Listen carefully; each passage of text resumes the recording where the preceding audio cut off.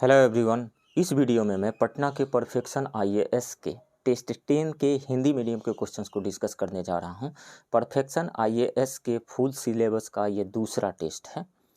ये सारे क्वेश्चंस आने वाले बीपीएससी 68th प्रिलिमिनरी एग्जामिनेशन में आप सबको सफल बनाने में बहुत ही ज़्यादा मदद करेंगे।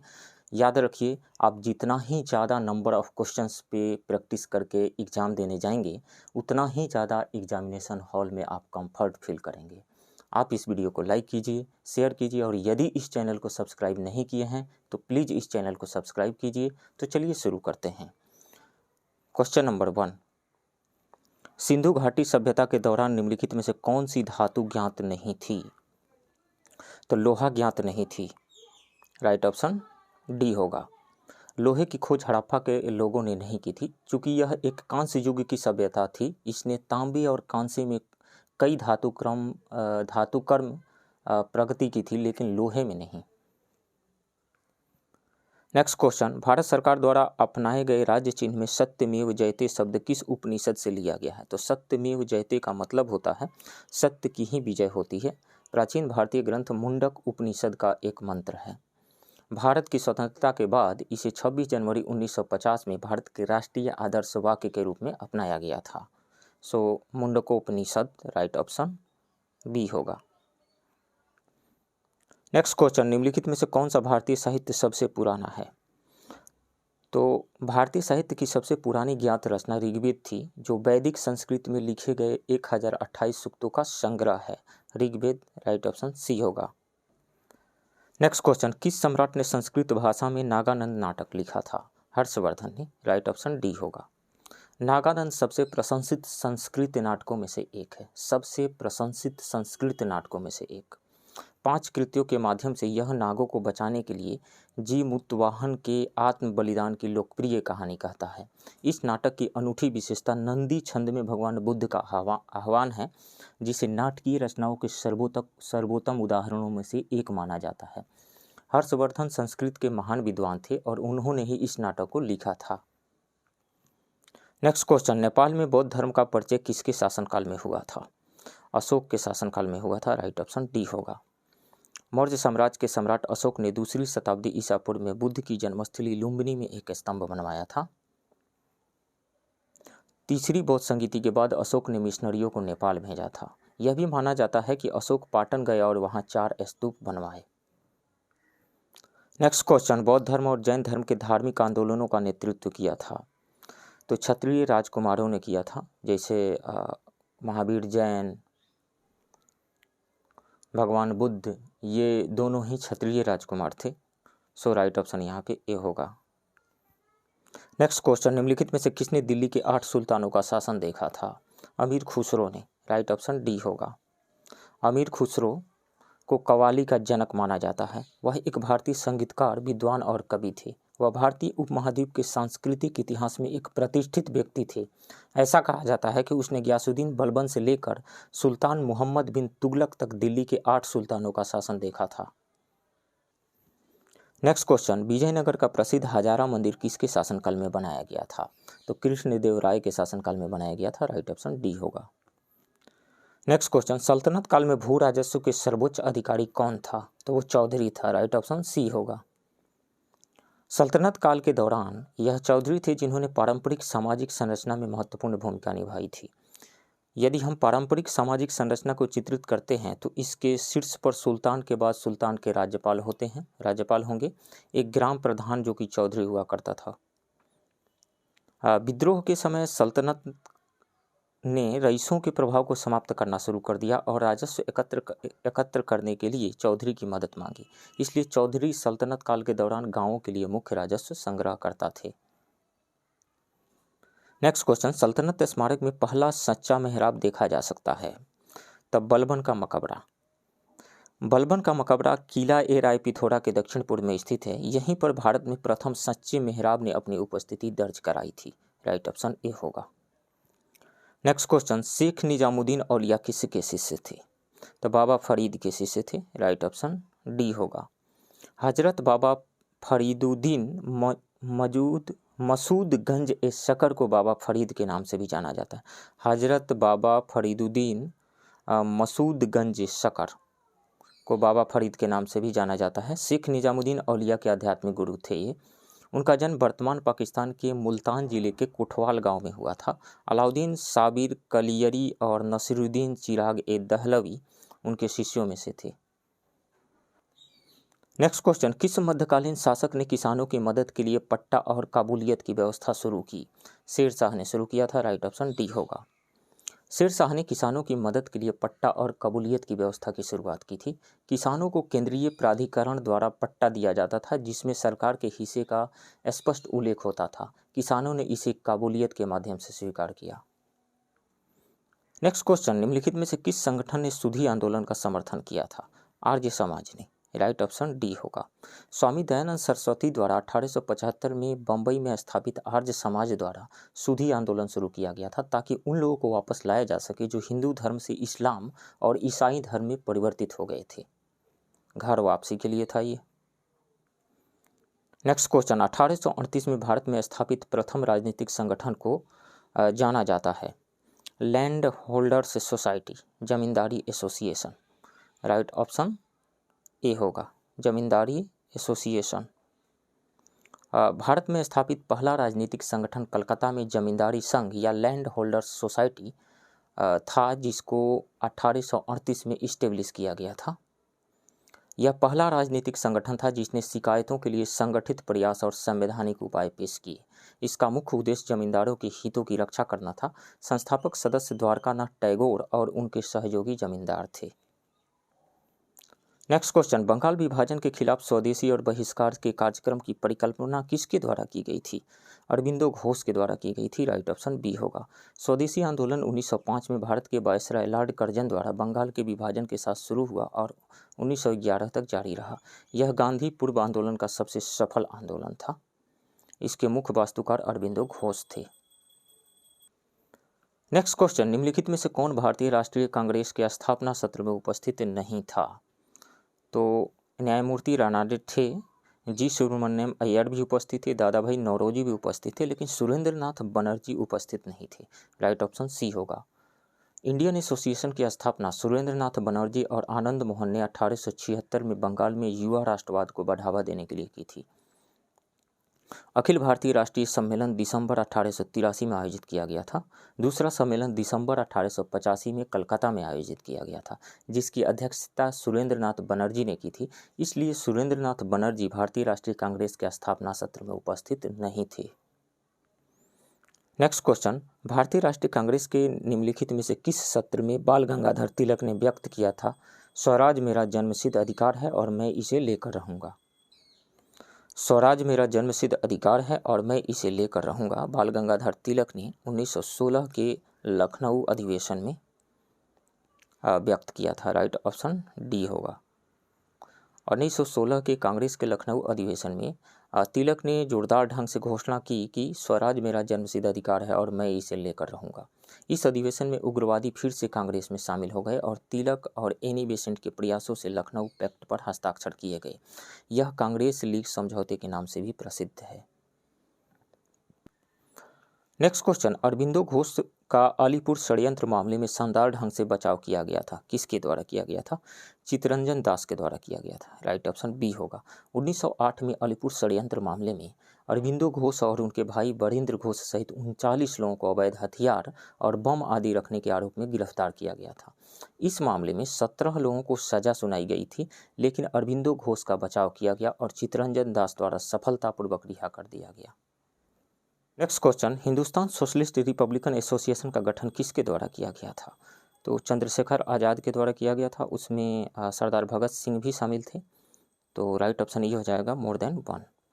सितंबर 1928 में हिंदुस्तान सोशलिस्ट रिपब्लिकन एसोसिएशन एक क्रांतिकारी संगठन की स्थापना फिरोज शाह कोटला मैदान नई दिल्ली में चंद्रशेखर आज़ाद, भगत सिंह, सुखदेव और अन्य के द्वारा की गई थी। इस संगठन ने 1928 से 1931 तक अधिक खतरनाक तरीके से काम किया। दिसंबर 1928 में भगत सिंह, चंद्रशेखर आज़ाद और राजगुरु ने साइमन कमीशन के विरोध में जुलूस के दौरान लाठीचार्ज के उनके आदेशों के प्रतिशोध में पुलिस अधीक्षक सैंडर्स की हत्या कर दी। हिंदुस्तान सोशलिस्ट रिपब्लिकन एसोसिएशन यानी HSRA के 2 सदस्यों भगत सिंह और बटुकेश्वर दत्त ने भी 8 अप्रैल 1929 को केंद्रीय विधानसभा में उस समय बम फेंका था जब ट्रेड डिस्प्यूट बिल और पब्लिक सेफ्टी बिल पर कार्यवाही चल रही थी। नेक्स्ट क्वेश्चन, निम्नलिखित में कौन मुस्लिम लीग के बारे में सही नहीं है? तो लीग ने स्वदेशी आंदोलन का विरोध किया, ये सही है। लीग ने बंगाल के विभाजन का समर्थन किया, ये भी सही है। इसकी स्थापना नवाब सलीमुल्लाह ने की थी, ये भी सही है। 30 दिसंबर 1906 में स्थापित अखिल भारतीय मुस्लिम लीग की स्थापना ढाका में हुई थी। इसके संस्थापक थे ख्वाजा सलीमुल्लाह, वकार उल मुल्क, सैयद अमीर अली और सैयद नबीबुल्लाह। तो इसकी स्थापना 1906 में कलकत्ता में नहीं हुई थी, ढाका में हुई थी। तो ये गलत है, डी गलत है, राइट ऑप्शन डी होगा। नेक्स्ट क्वेश्चन, निम्नलिखित में से कौन 1924 के कानपुर षड्यंत्र केस से संबद्ध नहीं था? तो शौकत उस्मानी संबद्ध थे उससे, मुजफ्फर अहमद भी थे, नलिनी गुप्ता भी थी, लेकिन MA अंसारी नहीं थे, राइट ऑप्शन ए होगा। भारत में कम्युनिस्टों की बढ़ती ताकत को दबाने के लिए कानपुर में साजिश के तहत कुछ कम्युनिस्ट नेताओं पर मुकदमा चलाया गया। यह मामला 1924 के कानपुर षड्यंत्र मामले के रूप में प्रसिद्ध हुआ। कानपुर षड्यंत्र कांड में मूल रूप से 13 अभियुक्त व्यक्ति शामिल थे, 13 अभियुक्त थे और उनमें MN Roy, Shaukat Usmani, SA Dange, RL Sharma, Shamuddin Hasan, doctor Manila, Satyabhakt, Muzaffar Ahmed, Ghulam Hussain, M Singaravelu, Nalini Gupta, Shrimati Beliyandhan और संपूर्णा नंद, ये लोग शामिल थे, 13 लोग। नेक्स्ट क्वेश्चन, सिपाही विद्रोह 1857 पुस्तक के लेखक कौन थे? तो सिपाही विद्रोह 1857 एक सामाजिक अध्ययन और विश्लेषण HP चट्टोपाध्याय द्वारा लिखी गई थी, HP Chattopadhyay, right option D होगा। नेक्स्ट क्वेश्चन, निम्नलिखित में से किस जोड़े को इंग्लैंड में ब्रिटिश अधिकारियों की हत्या के लिए फांसी की सजा मिली? तो मदनलाल ढींगरा और उधम सिंह को, मदनलाल ढींगरा और उधम सिंह को, राइट ऑप्शन बी होगा। और उधम सिंह पे क्वेश्चन इस अभी जो 67 BPSC हुआ था उसमें पूछा गया था, तो ये इंपॉर्टेंट है। मदनलाल ढींगरा और उधम सिंह को ब्रिटिश अधिकारियों की हत्या के आरोप में मौत की सजा सुनाई गई थी। यह उल्लेखनीय है कि मदनलाल ढींगरा ने 1 जुलाई 1909 को भारत के राजनीतिक सचिव कर्जन वाइली और काऊजी ललकाका पर गोलियां चलाकर उनकी हत्या कर दी थी। इस हत्या के लिए उन्हें फांसी की सजा दी गई थी। उधम सिंह को मार्च 1940 में लंदन में माइकल ओडायर की हत्या के लिए मौत की सजा मिली थी, जो जालियांवाला बाग नरसंहार के लिए अप्रत्यक्ष रूप से जिम्मेदार था। नेक्स्ट क्वेश्चन, 1909 का भारतीय परिषद अधिनियम द्वारा प्रदान किया गया था? तो सांप्रदायिक प्रतिनिधित्व प्रदान किया गया था, राइट ऑप्शन सी होगा। भारतीय परिषद अधिनियम 1909, जिसे मार्ले मिंटो सुधार भी कहा जाता है, का मुख्य दोष अलग निर्वाचन मंडल, सेपरेट इलेक्टोरेट की अवधारणा को स्वीकार करके मुसलमानों के लिए सांप्रदायिक प्रतिनिधित्व की व्यवस्था करना था। इस प्रणाली के अनुसार मुस्लिम सदस्यों को केवल मुस्लिम मतदाताओं द्वारा ही चुना जाना था, परिषदों में आम मतदाताओं द्वारा नहीं। वास्तव में इसका मतलब यह था कि मुस्लिम समुदाय को भारत से बिल्कुल अलग वर्ग माना जाता था। प्राचीन राष्ट्रीय अखंडता केवल एक तूफान में गायब हो गई। गांधी जी ने कहा था, मार्ले मिंटो सुधारों ने सब कुछ नष्ट कर दिया है। नेक्स्ट क्वेश्चन, प्रथम होम रूल लीग आंदोलन किसने चलाया था? तो बाल गंगाधर तिलक ने चलाया था, राइट ऑप्शन बी होगा। तिलक ने अप्रैल 1916 में पूना में अपने मुख्यालय के साथ होम रूल लीग की शुरुआत की।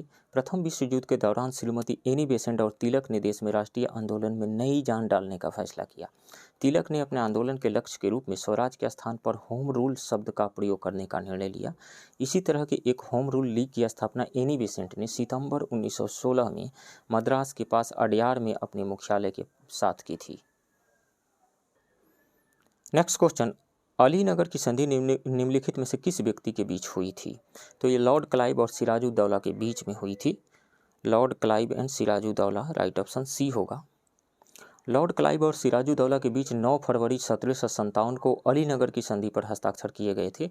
संधि के अनुसार अंग्रेजों को किला बनाने और बिना कर चुकाए व्यापार करने की अनुमति दी गई थी। नेक्स्ट क्वेश्चन, निम्नलिखित में से कौन भारत का वायसराय था जब सांप्रदायिक पुरस्कार की घोषणा की गई थी? तो सांप्रदायिक पुरस्कार की घोषणा 16 अगस्त 1932 को ब्रिटिश प्रधानमंत्री रैमजे मैकडोनल्ड द्वारा की गई थी और उस समय लॉर्ड विलिंगटन भारत के वायसराय थे। राइट ऑप्शन डी होगा। नेक्स्ट क्वेश्चन, महात्मा गांधी को राष्ट्रपिता कहने वाला पहला व्यक्ति कौन था? सुभाष चंद्र बोस थे। राइट ऑप्शन डी होगा। 6 जुलाई 1944 को सुभाष चंद्र बोस ने आज़ाद हिंद रेडियो पर रंगून से गांधी को संबोधित किया और कहा, भारत के स्वतंत्रता का अंतिम युद्ध शुरू हो गया है। हमारे राष्ट्रपिता, भारत की मुक्ति के लिए इस पवित्र युद्ध में हम आपका आशीर्वाद और शुभकामनाएं चाहते हैं। नेक्स्ट क्वेश्चन, अखिल भारतीय किसान सभा की पहली बैठक में निम्नलिखित में से किस कांग्रेसी नेता ने भाग लिया था? जवाहरलाल नेहरू ने भाग लिया था। राइट ऑप्शन सी होगा। अखिल भारतीय किसान सभा की पहली बैठक अप्रैल 1936 में लखनऊ में हुई थी। इसकी अध्यक्षता स्वामी सहजानंद सरस्वती के द्वारा की गई थी। इस सभा को जवाहरलाल नेहरू ने भी संबोधित किया था। इस बैठक में स्वामी सहजानंद सरस्वती को अध्यक्ष चुना गया और एनजी रंगा अखिल भारतीय किसान सभा के सचिव थे। नेक्स्ट क्वेश्चन, भारत के संविधान को बनाने वाली संविधान सभा की स्थापना की गई थी? तो कैबिनेट मिशन योजना के तहत की गई थी। राइट ऑप्शन सी होगा।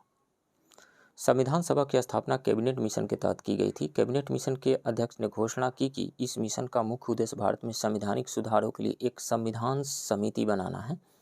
कैबिनेट मिशन ने निर्णय लिया कि देशी राज्यों के प्रतिनिधि संविधान सभा को नियंत्रित करेंगे। नेक्स्ट क्वेश्चन, प्रति एकांक आवेश पर लगने वाले बल को कहा जाता है? प्रति एकांक 4 ऑप्शन से दिया गया है। विद्युत प्रवाह यानी इलेक्ट्रिक करंट, विद्युत क्षमता यानी इलेक्ट्रिक पोटेंशियल, ये पोटेंशियल है।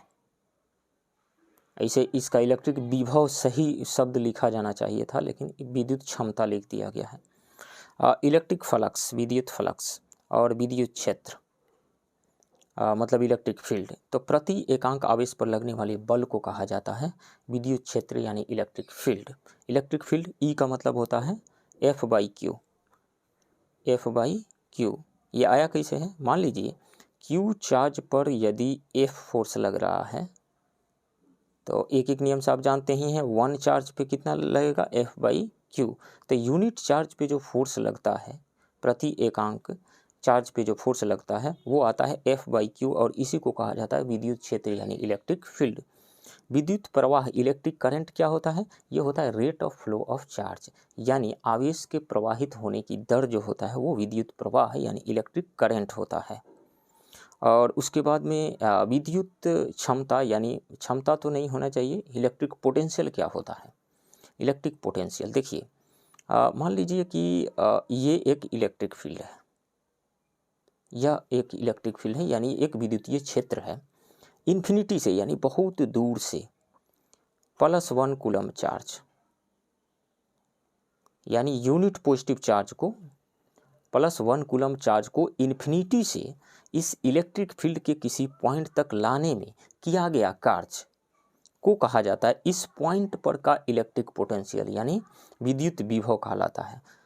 यानी work done by an external agent to bring unit positive charge from infinity to at a point in an electric field. मतलब यूनिट पॉजिटिव चार्ज को इन्फिनिटी से लेकर के आने में विद्युतीय क्षेत्र के किसी बिंदु तक किया गया कार्य उस बिंदु पर का विद्युत विभव कहलाता है। और इलेक्ट्रिक फ्लक्स क्या होता है? इलेक्ट्रिक फ्लक्स को हम फाई से दिखाते हैं तो E.ds डॉट प्रोडक्ट होता है E.ds। ई क्या है? इलेक्ट्रिक फील्ड है, E.ds इलेक्ट्रिक फील्ड है और ये एरिया हो गया। तो मतलब इलेक्ट्रिक फील्ड और एरिया का जो मल्टीप्लिकेशन होता है वो इलेक्ट्रिक फ्लक्स कहलाता है। फ्लक्स का मतलब होता है किसी चीज़ का फ्लो हो जाना। तो आप लोग यदि 11th क्लास में साइंस लेकर के पढ़े होंगे, चाहे बायो पढ़े हों या मैथ पढ़े हों, तो फिजिक्स पढ़े होंगे, तो वहाँ पे इलेक्ट्रिक फील्ड लाइंस आती हैं। Electric field lines positive charge से निकल करके नेगेटिव चार्ज की ओर जाती है, मतलब पॉजिटिव चार्ज पे ओरिजिनेट करती है और नेगेटिव चार्ज पे टर्मिनेट करती है। तो इलेक्ट्रिक फील्ड लाइंस का फ्लो ही कह दीजिए कि ये इलेक्ट्रिक फ्लक्स है। इलेक्ट्रिक फील्ड लाइंस का फ्लो, फ्लक्स का मतलब ही होता है किसी चीज़ का फ्लो हो जाना। मैथमेटिकली इसका डेफिनेशन देखेंगे तो phi is equal to E dot D S, यानी इलेक्ट्रिक फील्ड इंटू एरिया, ये होता है इलेक्ट्रिक फ्लक्स। तो इस क्वेश्चन का सही ऑप्शन क्या होगा? प्रति एकांक आवेश पर लगने वाले बल को कहा जाता है विद्युत क्षेत्र, यानी electric field. Right option D होगा। ये नेक्स्ट क्वेश्चन जो है विद्युत फ्लक्स का एसआई मात्रक। अभी हमने कहा कि E is equal phi is equal to होता है E dot D S, E dot D S मतलब electric field into area, electric field into area. और इलेक्ट्रिक फील्ड को अभी हमने कहा कि force per unit charge into area होता है। तो फोर्स का यूनिट होता है न्यूटन, एरिया का यूनिट होता है मीटर स्क्वायर, और नीचे में चार्ज है तो चार्ज का यूनिट होगा कूलम्ब। तो न्यूटन पर कूलम्ब मीटर स्क्वायर, न्यूटन पर कूलम्ब मीटर स्क्वायर, ये आ रहा है। राइट ऑप्शन यहाँ पे सी होगा। नेक्स्ट क्वेश्चन, एक विद्युत हीटर वोल्टेज आपूर्ति से जुड़ा है, कुछ सेकंड के बाद करंट को अपना स्थिर मान मिल जाता है, तो इसकी प्रारंभिक धारा होगी। प्रारंभिक धारा देखिए, मान लीजिए एक विद्युत हीटर वोल्टेज आपूर्ति से जुड़ा है। हीटर मान लीजिए कि ये रेसिस्टेंस है, ये रेसिस्टेंस है, इसमें हम करंट सप्लाई कर रहे हैं। करंट हम मान लीजिए एसी सप्लाई किए, डीसी भी सप्लाई कर सकते हैं, करंट सप्लाई कर रहे हैं। तो चूंकि इसका रेसिस्टेंस हाई है, रेसिस्टेंस हाई होने की वजह से हम जानते हैं कि रेसिस्टेंस हाई होने की वजह से इसका हीट जनरेट होगा, ये हीट जनरेट करेगा। हीट यहाँ पे प्रोड्यूस होगा किस फार्मूला से? H is equal to I square R T, I square R T से, आई स्क्वायर आर टी, इस फार्मूला से निकालेंगे कितना हीट प्रोड्यूस हुआ। तो हीट प्रोड्यूस होगा तो इसका टेम्परेचर इंक्रीज करेगा। हम जानते हैं कि जब किसी भी कंडक्टर का यानी किसी चालक का टेम्परेचर जब इंक्रीज करता है तो उसका रेसिस्टेंस भी इंक्रीज हो जाता है। ऐसा क्यों होता है? क्योंकि सपोज कीजिए कि आप एक रूम में हैं, आप अपने फ्रेंड सबों के साथ 4-5 लोग आपके रूम में हैं, सडन अर्थक्वेक आ जाता है, भूकंप, आपका रूम हिलने लगता है, तो क्या करेंगे? सभी लोग गेट की तरफ भागेंगे। 5-7-8 लोग मान लीजिए आपके रूम में हैं, गेट की तरफ भागेंगे, सभी लोग तेज़ी से गेट से निकलने की कोशिश करेंगे, और उस भाग दौड़ में कोई भी आसानी से निकल नहीं पाएगा। मतलब मूवमेंट फास्ट हो जाने की वजह से फ्लो रेट जो है वो कम हो जाएगा। तो टेम्परेचर जब इंक्रीज कर जाता है तो जो कंडक्टर में फ्री इलेक्ट्रॉन्स हैं वो आपस में जल्दी जल्दी कोलाइड करने लगते हैं। तो जब जल्दी जल्दी कोलाइड करने लगते हैं तो जिस रेट से उनका मूवमेंट होना चाहिए, एक जगह से दूसरी जगह जाना चाहिए, वो नहीं हो पाता है। इस कारण से रेसिस्टेंस इंक्रीज कर जाता है। तो क्या समझा आपने? टेम्परेचर इंक्रीज करेंगे तो रेसिस्टेंस इंक्रीज करेगा। अब रेसिस्टेंस इसका ऑलरेडी इंक्रीज कर चुका है। हम जानते हैं कि विद्युत करंट इज इक्वल टू होता है इलेक्ट्रिक पोटेंशियल बाई आर। यहाँ वोल्टेज को तो हमने अभी कोई छेड़छाड़ किया ही नहीं है, चेंज ही नहीं किया, वोल्टेज कांस्टेंट है, और रेसिस्टेंस ऑलरेडी बढ़ चुका है, तो इलेक्ट्रिक करंट क्या हो जाएगा? घट जाएगा निश्चित रूप से। तो मतलब पहले जो करंट था शुरुआत में, अब जो एसटीडी करंट फ्लो कर रहा है वो कम है, मतलब एसटीडी करंट का वैल्यू कम है, पहले वाले करंट का वैल्यू ज़्यादा था शुरुआत में। तो ऑप्शन पढ़िए, शून्य हो जाएगा? बिल्कुल नहीं, शून्य तो होगा नहीं। इसकी स्थिर धारा से थोड़ा अधिक होगा, स्थिर धारा से जो शुरुआत का धारा है वो थोड़ा अधिक होगा, मतलब शुरू में जो करंट फ्लो कर रहा था उसका वैल्यू ज़्यादा होगा, अब करंट का वैल्यू घट करके थोड़ा सा कम हो जाएगा क्योंकि रेसिस्टेंस बढ़ जाएगा। सो राइट ऑप्शन इसमें कौन सा हो जाएगा? बी हो जाएगा राइट ऑप्शन, इसकी स्थिर धारा से थोड़ा अधिक होगा। नेक्स्ट क्वेश्चन, पृथ्वी चुंबकीय क्षेत्र के साथ एक चुंबक के रूप में व्यवहार करती है जो भौगोलिक रूप से लगभग इंगित करता है, किधर की ओर इंगित करता है ये?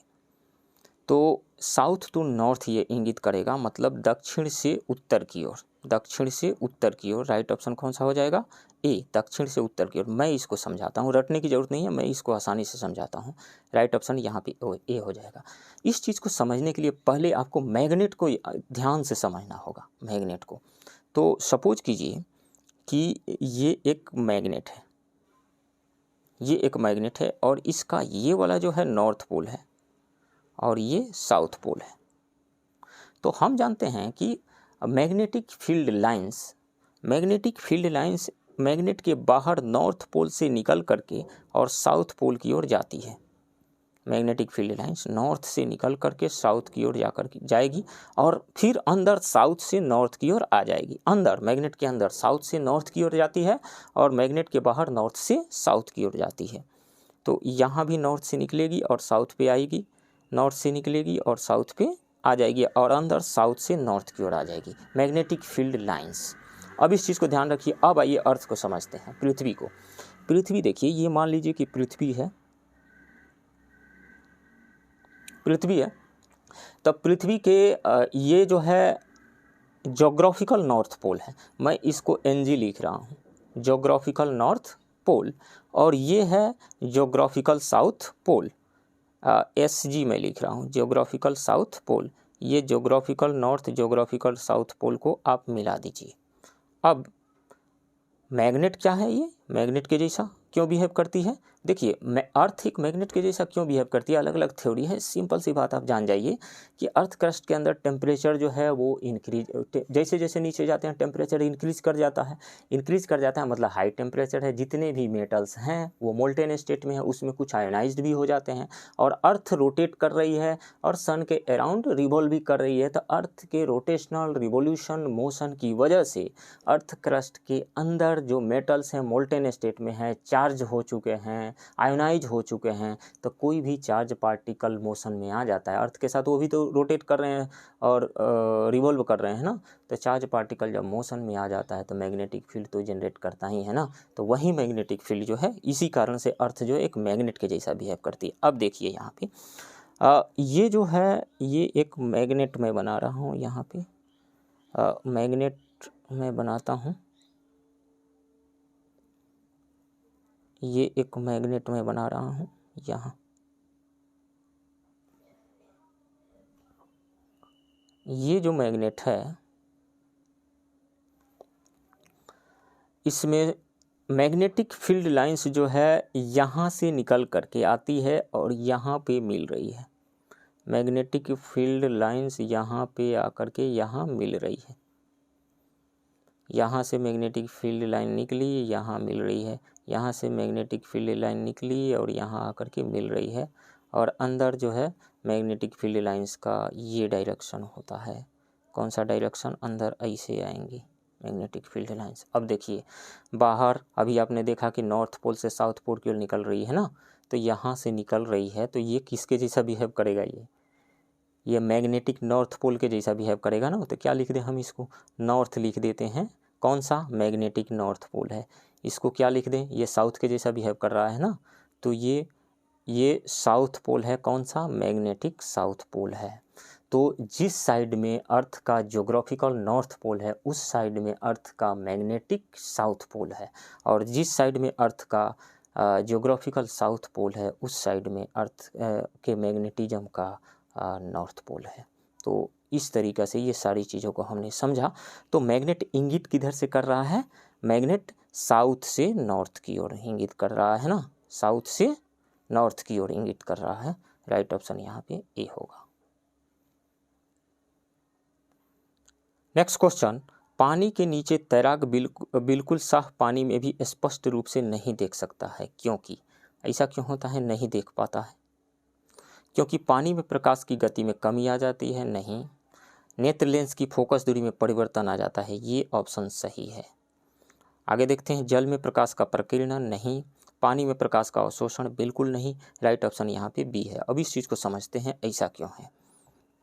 तो देखिए, 12वीं क्लास के फिजिक्स में यदि आप पढ़े होंगे और नहीं भी पढ़े हैं तो मैं आसानी से समझा देता हूँ इसको। हमारी आँखों में कौन सा लेंस लगा रहता है? Convex lens, by convex lens लगा रहता है, बाई कन्वेक्स लेंस। तो ये इस तरीक़ा से लगा हुआ। तो इसका कहीं इस तरीक़ा से ये स्फेयर का एक पार्ट है।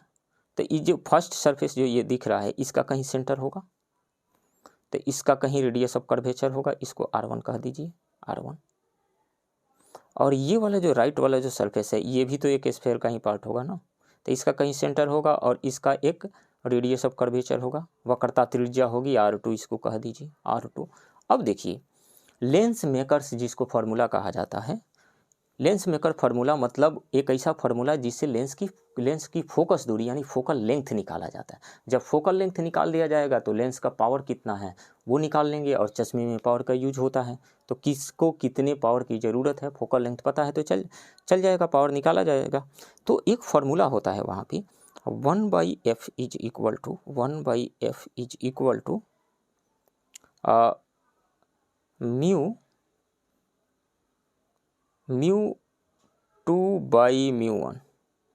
2/μ1 minus 1 into 1/r1 minus 1/r2, ये फार्मूला होता है फोकल लेंथ निकालने का। इसको लेंस मेकर्स फार्मूला। ये μ2 क्या है, ये जो ग्लास है ये मतलब लेंस जिस मटेरियल से बना हुआ है उसका रिफ्रैक्टिव इंडेक्स है, और μ1 क्या है, इस लेंस के बाहर जो भी मीडियम है, यदि एयर है तो एयर का होगा और यदि वाटर है तो वाटर का होगा। ठीक है, अब देखिए अभी जैसे मान लीजिए हम पानी से बाहर रहते हैं, हमारी आंखों के बाहर क्या है, मान लीजिए एयर, मान लीजिए आप एयर मान लीजिए, आंखों के बाहर जो है एयर है, तो एयर यहाँ पे रखेंगे, वो एयर का रिफ्रैक्टिव इंडेक्स 1 होता है, तो फार्मूला निकल करके आएगा 1/f is equal to mu minus 1/r1 minus 1/r2, ये फार्मूला होगा। अब जो ही हम पानी में जाएंगे, हमारे आँखों में जो लेंस है उसके बाहर क्या है, वाटर है, उसके बाहर क्या है, वाटर है, तो वाटर का रिफ्रैक्टिव इंडेक्स तो एयर से अलग होता है ना, 1.33 होता है वाटर का रिफ्रैक्टिव इंडेक्स, मतलब जो लेंस है उसके बाहर का मीडियम चेंज हो गया। तो जब मीडियम चेंज हो गया, ये μ2 का वैल्यू, ये μ2/μ1 जो रखा गया है, μ1 का वैल्यू चेंज हो गया तो फोकल लेंथ चेंज हो गया कि नहीं, तो लेंस की जो फोकस दूरी है चेंज हो जाती है। फिर फोकस दूरी चेंज हो जाने की वजह से मतलब जो हमारी आंखें पानी से बाहर थी वो अब आंखें रही नहीं, आंखें बदल चुकी है, मतलब फोकस दूरी यानी फोकल लेंथ बदल चुका है। इस कारण से पानी साफ है तो भी उस पानी के अंदर की चीज़ें हमें दिखाई नहीं देती है। सो राइट ऑप्शन यहाँ पे बी होगा। नेक्स्ट क्वेश्चन, मिट्टी के घड़े में पानी किस प्रक्रिया के कारण ठंडा रहता है। तो देखिए इसमें जो शब्द यूज किए गए हैं, शब्द हिंदी के बहुत ही कठिन शब्द और मतलब सूटेबल वर्ड का यूज नहीं किया गया है। ये जो वाष्पोत्सर्जन आया है ये ट्रांसपीरेशन से आया है, ये तो थोड़ा ठीक लग रहा है। ट्रांसपीरेशन, पौधों के पत्तियों से जो पानी थोड़ा थोड़ा बूंद करके बाहर निकलता है और वो वाष्पीकृत इवेपोरेट हो जाता है, वो ट्रांसपीरेशन होता है। उच्च बनाने की क्रिया, ये उच्च बनाने की क्रिया क्या है, इसके इंग्लिश को कौन से वर्ड को ये ट्रांसलेट किया गया है, एक सब्लिमेशन वर्ड होता है, सब्लिमेशन को ट्रांसलेट करके लिखा गया है उच्च बनाने की क्रिया। और ये संक्षेपण किसको ट्रांसलेट करके लिखा गया है, कंडेंसेशन, ये गूगल का कमाल है, कंडेंसेशन का क्या हिंदी होता है संक्षेपण, नहीं। वाष्पीकरण, इवेपोरेशन को लिखा गया है वाष्पीकरण, इवेपोरेशन। अब देखिए मैं एक एक करके इसको समझाता हूँ। ट्रांसपीरेशन बता दिया मैंने, पौधों की पत्तियों से जो एस्टोमेटा होता है, जो छिद्र होता है, रोम छिद्र जो होता है, उससे वाटर जो है छोटी छोटी बूंदें बाहर निकलती है और इवेपोरेट हो जाती है, वो है ट्रांसपीरेशन। और सब्लिमेशन क्या है, किसी भी सॉलिड का डायरेक्ट गैस में परिवर्तन, डायरेक्ट गैस में, सॉलिड स्टेट से डायरेक्टली गैस में चेंज हो जाना, वो है सब्लिमेशन। एग्जाम्पल क्या है, ड्राई आइस का नाम आप लोग सुने होंगे, सॉलिड कार्बन डाइऑक्साइड। कैम्फर, कपूर का नाम सुने होंगे, कपूर को जब आप जलाते हैं सॉलिड से डायरेक्टली गैस में कन्वर्ट हो जाता है। और भी बहुत सारे एग्जाम्पल हैं, कपूर एक अच्छा एग्जाम्पल है, समझ जाइए। तो ये है सब्लिमेशन। और ये कंडेंसेशन क्या होता है, कंडेंसेशन का मतलब होता है वेपर फेज से लिक्विड फेज में आ जाना, जैसे वाटर वेपर का वाटर लिक्विड में बदल जाना, ये होता है कंडेंसेशन। और वाष्पीकरण यानी इवेपोरेशन, देखिए घड़ा जो होता है उसमें पतले पतले छिद्र होते हैं, पतले पतले छिद्रों से जो वाटर रिस करके बाहर आता है और आसपास के जो अपने सराउंडिंग से वो क्या करता है, हीट गेन करके बिलो बॉइलिंग पॉइंट टेम्परेचर से कम टेम्परेचर पर ही वाटर वेपर में बदल जाता है, यानी गैसियस फेज में कन्वर्ट हो जाता है। इसी को तो कहा जाता है ना इवेपोरेशन। तो इवेपोरेशन के तहत जो है घड़े में पानी रखा गया है तो वो ठंडा रहता है। क्योंकि अब घड़े का पानी क्यों ठंडा हो गया, क्योंकि घड़ा से जो रिस करके जो बाहर पानी आया वो हीट किससे लिया, वाटर जो घड़ा में मौजूद है उसी से तो हीट ले लिया ना, और हीट ले करके मतलब हीट एनर्जी गेन करके और वो वाटर वेपर में कन्वर्ट हो गया, गैसियस फेज में चला गया। तो हीट लिया है मतलब एनर्जी लिया है वाटर मॉलिक्यूल जो घड़ा में है उन्हीं से, तो उनका टेम्परेचर निश्चित रूप से कम होगा, इस कारण से वो ठंडा रहता है। राइट ऑप्शन यहाँ पे डी होगा, कौन सा, इवेपोरेशन। इंग्लिश वर्ड याद रखिए। नेक्स्ट क्वेश्चन, निम्नलिखित में से कौन से रासायनिक परिवर्तन के उदाहरण है। तो रासायनिक परिवर्तन यानी केमिकल चेंज किसे कहेंगे आप। केमिकल चेंज में कोई नया सब्सटेंस बन जाए, कैसे बनता है, रिएक्शन होने से बनता है। कुछ बॉन्ड टूटते हैं, कुछ बॉन्ड बनते हैं, नया सब्सटेंस बन जाता है रिएक्शन के बाद में। अब देखिए, क्या बर्फ़ के पिघलने से नया सब्सटेंस बना, वाटर ही तो था ना, पहले सॉलिड फेज में था अब लिक्विड फेज में आ गया, फेज ही चेंज हुआ, सिर्फ नया सब्सटेंस तो नहीं बना ना। तो बर्फ़ का पिघलना केमिकल चेंज नहीं है, ये फिजिकल चेंज है। दूसरी बात, सोडियम क्लोराइड का क्रिस्टलीकरण, सोडियम क्लोराइड क्रिस्टल में बदल गया, तो अभी भी तो सोडियम क्लोराइड ही है ना, कोई नया सब्सटेंस तो बना नहीं, इस कारण से ये भी एक फिजिकल चेंज ही है, केमिकल चेंज नहीं है। दूध का खट्टा होना, दूध का खट्टा होना, दूध जब खट्टा हो जाता है यानी दही में कन्वर्ट हो गया तो उसमें लैक्टोबैसिलस आ गया, लैक्टिक एसिड आ गया, नया सब्सटेंस बन गया। पहले दूध एक अलग सब्सटेंस था, उसकी प्रॉपर्टी कुछ अलग थी, और अब कर्ड बन गया है, दही हो गया है, खट्टा हो गया, उसकी प्रॉपर्टी अलग हो गई है, नया सब्सटेंस ही बन गया है। तो ये क्या है, एक केमिकल चेंज है। सो राइट ऑप्शन यहाँ पे वन, ओनली वन, तो ए हो जाएगा। नेक्स्ट क्वेश्चन, पाश्चुरीकरण, पाश्चुरीकरण एक प्रक्रिया है, पाश्चराइजेशन एक प्रक्रिया है जिसके द्वारा दूध को 8 घंटे तक गर्म किया जाता है। बिल्कुल नहीं, पहले दूध को अधिक समय तक गर्म किया जाता है और फिर निर्दिष्ट समय के भीतर अचानक ठंडा कर लिया जाता है। अधिक टेम्परेचर तक गर्म करके तुरंत उसको ठंडा कर लिया जाता है, ये सही ऑप्शन लग रहा है। दूध को 24 घंटे के लिए बहुत कम तापमान पर संरक्षित किया जाता है, नहीं। दूध को कमरे के तापमान में 2 दिनों के लिए रखा जाता है, बिल्कुल नहीं। बी ऑप्शन सूटेबल लग रहा है, राइट ऑप्शन बी होगा। नेक्स्ट क्वेश्चन, फिटकरी किस प्रक्रिया द्वारा मैले पानी को शुद्ध करता है। तो मैले पानी को शुद्ध करने के लिए उसमें डस्ट पार्टिकल है, गंदे चीज़ें हैं, गंदा पार्टिकल उसमें है, डर्ट पार्टिकल उसमें है यदि पानी में, तो कोलाइडल पार्टिकल्स हैं। यदि फिटकरी उसमें डाल देते हैं तो क्या होता है कि जो डर्ट के जो पार्टिकल है एक जगह जमा होने लगते हैं, एकुमुलेट होने लगते हैं, एकुमुलेट होने लगते हैं और इनका प्रेसिपिटेट बन जाता है, प्रेसिपिटेट बन जाता है, ऊपर तैरने लगते हैं। तो इस प्रोसेस को, इस प्रक्रिया को कहा जाता है कोगुलेशन, स्कंदन, कोगुलेशन, कोगुलेशन। तो कोगुलेशन प्रक्रिया के तहत ही फिटकरी जो है पानी को साफ कर देता है। उसमें जो भी डर्ट पार्टिकल हैं यानी कोलाइडल पार्टिकल्स हैं वो एक जगह एक्युमुलेट होने लगते हैं, एक्युमुलेट होकर के वो प्रेसिपिटेट में कन्वर्ट हो जाते हैं और ऊपर वाटर सरफेस पे तैरने लगते हैं, उनका प्रेसिपिटेट बन जाता है थ्रू कोगुलेशन यानी स्कंदन। राइट ऑप्शन डी होगा। नेक्स्ट क्वेश्चन, निम्नलिखित में से कौन सा युग्म सही सुमेलित है। तो फ्लोराइड प्रदूषण क्या हुआ था भोपाल गैस ट्रेजेडी में, नहीं, मिथाइल आइसोसाइनाइड का रिसाव हुआ था, मिथाइल आइसोसाइनाइड का MIC, मिथाइल आइसोसाइनाइड का रिसाव हुआ था जिसे भोपाल गैस ट्रेजेडी कहा जाता है। तो फ्लोराइड प्रदूषण नहीं हुआ था, तो ये तो मैच है ही नहीं।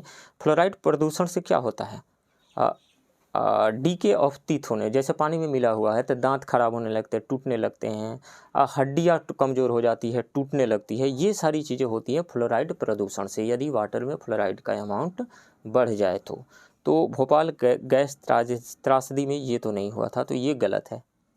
मिथाइल आइसोसाइनेट किस में, क्या अम्लीय वर्षा कराता है, बिल्कुल नहीं। मिथाइल आइसोसाइनेट तो जुड़ा हुआ है भोपाल गैस ट्रेजेडी से, और फ्लोराइड किससे जुड़ा हुआ है, दांत के खराब होने से, हड्डियों के खराब होने से ये जुड़ा हुआ है।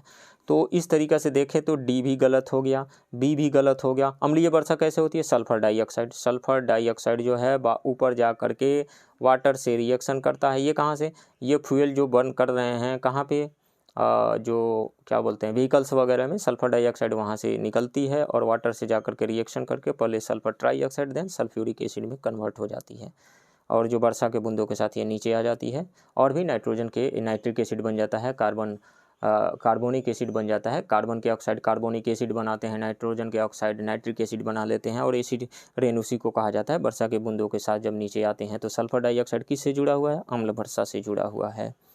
अब ओजोन डिप्लेशन, रिक्तीकरण, ओजोन का डिप्लेशन जो है वो त्वचा कैंसर जनरेट करता है, त्वचा कैंसर जनरेट करता है। त्वचा कैंसर कैसे जनरेट करता है?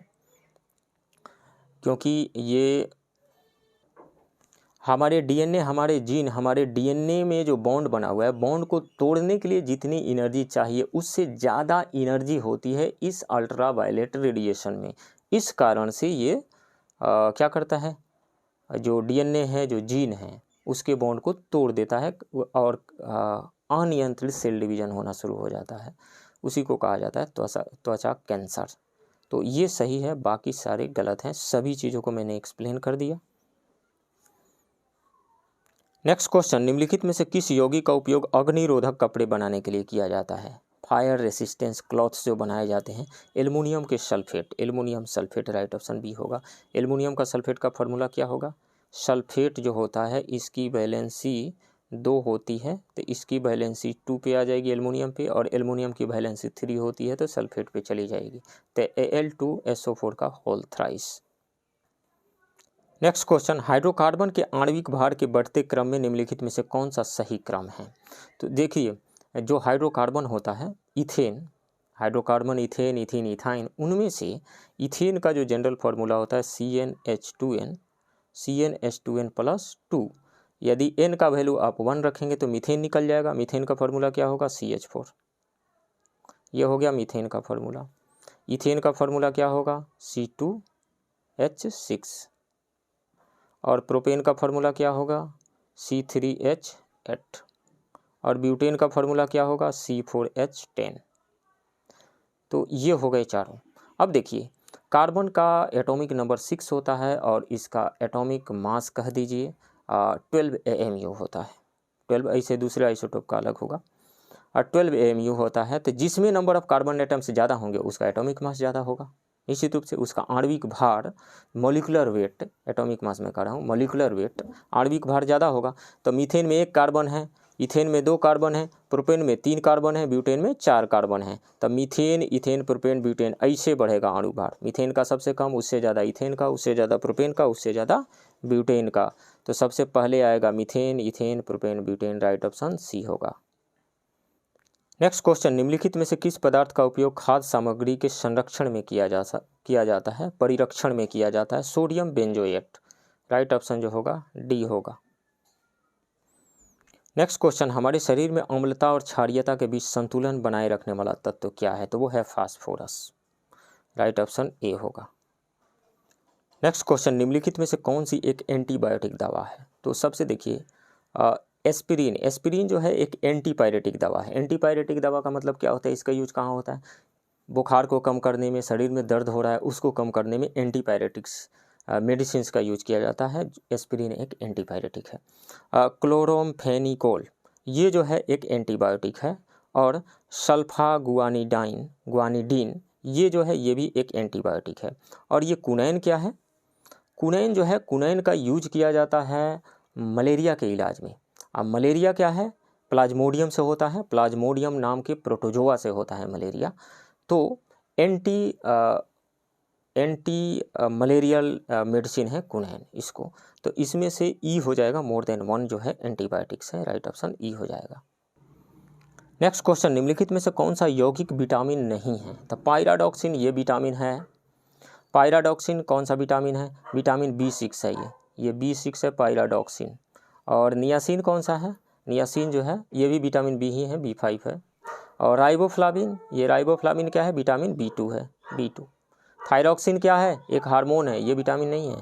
तो निम्नलिखित में से कौन सा यौगिक विटामिन नहीं है? तो थायरॉक्सिन नहीं है, राइट ऑप्शन डी होगा। नेक्स्ट क्वेश्चन, नाखून काटते समय दर्द महसूस नहीं होता है क्योंकि? देखिए, नाखून जो है डेड सेल्स हैं, उसमें ब्लड का सर्कुलेशन नहीं होता है, दैट्स वाई उसको काटते हैं तो दर्द नहीं होता है। तो राइट ऑप्शन इसमें से कौन सा होगा? नाखून मृत कोशिकाओं की सामग्री से बने होते हैं जिनमें एक रक्त परिसंचरण नहीं होता है, रक्त का, ब्लड का सर्कुलेशन नहीं होता है, राइट ऑप्शन सी होगा। नेक्स्ट क्वेश्चन, महिलाओं के संबंध में पुरुष वर्णांधता से अधिक पीड़ित हो सकते हैं क्योंकि? महिलाओं के संबंध में महिलाओं की अपेक्षा पुरुष वर्णांधता से अधिक पीड़ित हो सकते हैं क्योंकि आमतौर पर उनमें वसा कम होती है, बिल्कुल नहीं। उनके पास केवल एक X गुणसूत्र है, केवल एक एक्स क्रोमोसोम है, ये सही है। वे अपेक्षाकृत अधिक घर से बाहर रहते हैं, वे मानसिक तनाव से अधिक गुजरते हैं। ये जो कलर ब्लाइंडनेस है, इस पे बीपीएससी भी क्वेश्चन पूछ चुकी है और यूपीएससी में भी ये क्वेश्चन आ चुका है। ये कलर ब्लाइंडनेस जो है यानी वर्णांधता, ये एक जेनेटिक डिसऑर्डर है। ये जो है इसमें एक माता अपने मैके से इस बीमारी को लेकर के आती है और अपने बेटे में ट्रांसफ़र कर देती है। ये अपनी बेटी में ट्रांसफ़र नहीं करती है, हमेशा बेटे में ट्रांसफ़र होती है, यानी पुरुष को ही ये होता है। पुरुष को होने का कारण क्या है, देखिए जो मेल में यानी मेन में जो क्रोमोजोम्स होते हैं वो होता है XY क्रोमोजोम, और फीमेल में जो क्रोमोजोम होता है वो होता है XX क्रोमोजोम। तो फीमेल में जो ये दोनों XX क्रोमोजोम हैं, ये जो है उसको कलर ब्लाइंडनेस आने नहीं देता है उसके अंदर, और जो पुरुष में जो एक ही X क्रोमोजोम है और एक Y है, इसकी वजह से पुरुष जो है वर्णांधता यानी कलर ब्लाइंडनेस का शिकार हो जाता है, उसको हो जाता है ये। और जब किसी को कलर ब्लाइंडनेस हो जाता है तो रेड और कौन सा ब्लू या ग्रीन, इसमें जो है अंतर वो नहीं देख पाता है। नेक्स्ट क्वेश्चन, पीने के पानी में निम्नलिखित में से किसकी अधिक उपस्थिति के कारण ब्लू बेबी सिंड्रोम होता है? तो ये नाइट्रेट की उपस्थिति के कारण होता है। यदि वाटर में नाइट्रेट ज़्यादा अवेलेबल है तो कोई भी बच्चा यदि उस पानी को पी रहा है तो उसके आंत में जाकर के ये नाइट्रेट नाइट्राइट में बदल जाता है, और नाइट्राइट फिर ऑक्सी हीमोग्लोबिन के साथ प्रतिक्रिया करके यानी रिएक्शन करके मेथेमोग्लोबिन बनाता है जो ऑक्सीजन नहीं ले जा सकता है। यदि रक्त में मेथेमोग्लोबिन की एक बड़ी मात्रा बनती है तो शरीर के ऊतकों को ऑक्सीजन से वंचित किया जा सकता है, जिसे शिशु अपने श्लेष्मा झिल्ली का पीला रंग विकसित कर सकता है और संभवतः पाचन और श्वसन संबंधी समस्याएं हो सकती है। इस स्थिति को मेथोग्लोबिनेमिया के रूप में भी जाना जाता है। तो किसकी वजह से होता है? नाइट्रेट जाकर के आंतों में नाइट्राइट में बदल जाता है और वो फिर ऑक्सीजन को प्रिवेंट कर देता है और ब्लू कलर आ जाता है, ब्लू बेबी सिंड्रोम कहा जाता है। और फ्लोराइड के वजह से क्या हो जाता है? फ्लोरोसिस हो जाता है, जैसे dental fluorosis, skeletal fluorosis, arthritis, bone damage होना, दांत जो है टूटने लगते हैं, टीथ डीके होने लगता है, दांत टूटने लगते हैं, हड्डियाँ कमज़ोर हो जाती है, हड्डियाँ टूटने लगती है, ये फ्लोरोसिस है। तो ये फ्लोराइड की अधिकता से होता है वाटर में यदि अवेलेबल है। आर्सेनिक की अधिकता से, आर्सेनिक यदि हो गया तो इससे हार्ट रिलेटेड डिजीजेज हो जाएंगे, कैंसर होने लगेगा, ये सारी चीज़ें हैं। तो राइट ऑप्शन यहाँ पे डी होगा। नेक्स्ट क्वेश्चन, निम्नलिखित में से किस प्रकार का प्रकाश पौधों द्वारा दृढ़ता से अवशोषित किया जाता है? तो देखिए पौधे उसी प्रकाश को दृढ़ता से अवशोषित करेंगे जिसमें फोटोसिंथेसिस का रेट ज़्यादा होगा। तो फोटोसिंथेसिस का रेट देखा गया है कि रेड कलर में ज़्यादा होता है और ब्लू कलर में सबसे कम होता है। तो यहाँ पे आंसर तो होना चाहिए रेड कलर होना चाहिए, रेड कलर होना चाहिए। तो रेड कलर यदि आप लेते हैं तो रेड कलर में ऑप्शन ई आ जाता है और इसमें ऑप्शन जो है नीला और लाल दिया गया है।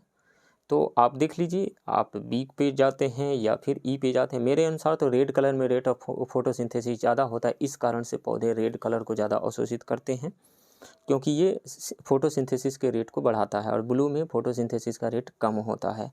सो राइट ऑप्शन यहाँ पे ई होना चाहिए। नेक्स्ट क्वेश्चन, निम्नलिखित में से कौन सा पर्यावरण का अजैविक घटक है? तो पर्यावरण का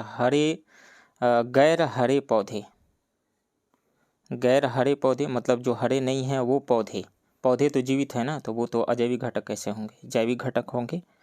डिकम्पोजर ये भी जैविक घटक में ही आते हैं, और हरे पौधे ये भी जैविक घटक ही हैं। गुरुत्वाकर्षण जो है अजैविक घटक है, ग्रेविटेशन। राइट ऑप्शन यहाँ पे सी होगा। नेक्स्ट क्वेश्चन, मोटर नियंत्रण में मस्तिष्क का कौन सा भाग महत्वपूर्ण भूमिका निभाता है? वो है सेरिबेलम,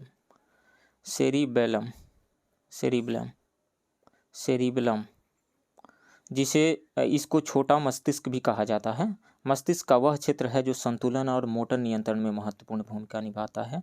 यह कुछ संज्ञानात्मक कार्यों जैसे कि ध्यान, भाषा, भावनात्मक कार्यों जैसे भय और आनंद प्रतिक्रियाओं को विनियमित करता है, यानी कंट्रोल करता है, नियंत्रित करता है, और प्रक्रियात्मक यादों के प्रसंस्करण में भी शामिल होता है। सो राइट ऑप्शन यहाँ पे बी हो जाएगा। नेक्स्ट क्वेश्चन, निम्नलिखित में से कौन सा जोड़ा सही ढंग से मेल नहीं खाता है? Vitamin B2 cod liver oil में पाया जाता है? नहीं, cod liver oil code fish के लीवर से प्राप्त होता है और इसमें ओमेगा 3 फैटी एसिड होता है, विटामिन ए और विटामिन डी होता है, विटामिन बी नहीं होता है। विटामिन B2 का क्या नाम है? विटामिन B2 जिसको राइबोफ्लाविन भी कहा जाता है। ये अंडे, हरी सब्जियों, दूध और अन्य डेयरी उत्पादों, मांस, मशरूम और बादाम में पाया जाने वाला विटामिन है। विटामिन के अल्फ़ा नाम का जो पौधे होते हैं उसमें पाया जाता है, ये सही है। विटामिन ई गेहूं के बीज का तेल में पाया जाता है, ये भी सही है। चावल की भूसी में विटामिन B6 पाया जाता है, ये सही है। गलत कौन सा है? ए, राइट ऑप्शन ए होगा। नेक्स्ट क्वेश्चन, निम्न में से कौन रक्त में अनुपस्थित होता है? तो रक्त में प्लाज्मा उपस्थित होता है, गठित तत्व उपस्थित होता है, द्रव मैट्रिक्स उपस्थित होता है, लेकिन फाइब्रोब्लास्ट ये उपस्थित नहीं होता है, राइट ऑप्शन डी होगा। फाइब्रोब्लास्ट विशेष कोशिकाएं होती है जो एरोलर टिश्यू में फाइबर के निर्माण के लिए जिम्मेदार होती है और एक प्रकार का संयोजी टिश्यू होती है ये। नेक्स्ट क्वेश्चन, अवायवीय श्वसन में शर्करा के अधूरे विखंडन के परिणाम स्वरूप बनता है, क्या बनता है? तो अल्कोहल और कार्बन डाइऑक्साइड बनता है, alcohol and ethanol and carbon dioxide बनता है। देखिए ग्लूकोज, मान लीजिए ग्लूकोज ले लीजिए, ग्लूकोज तो ग्लूकोज का एरोबिक एंड एनारोबिक रेस्पिरेशन में क्या होता है ये हम देख लेते हैं। यहाँ पे हम 3 पाथवे ले रहे हैं जो NCERT में दिया हुआ है, 3 पाथवे में ले रहा हूँ। सबसे पहले यदि ऑक्सीजन प्रेजेंट है, ऑक्सीजन जो है मान लीजिए नहीं है, सबसे पहले ले लीजिए O2 जो है वो प्रेजेंट नहीं है। तो जब O2 प्रेजेंट नहीं है, जैसे कि ईस्ट के केस में, तो ईस्ट के केस में ग्लूकोज का फर्मेंटेशन हो जाता है और बनता क्या है? इथेनॉल बनता है, C2H5OH प्लस CO2 प्लस यहाँ से एनर्जी, यहाँ से। और दूसरा पाथवे क्या है?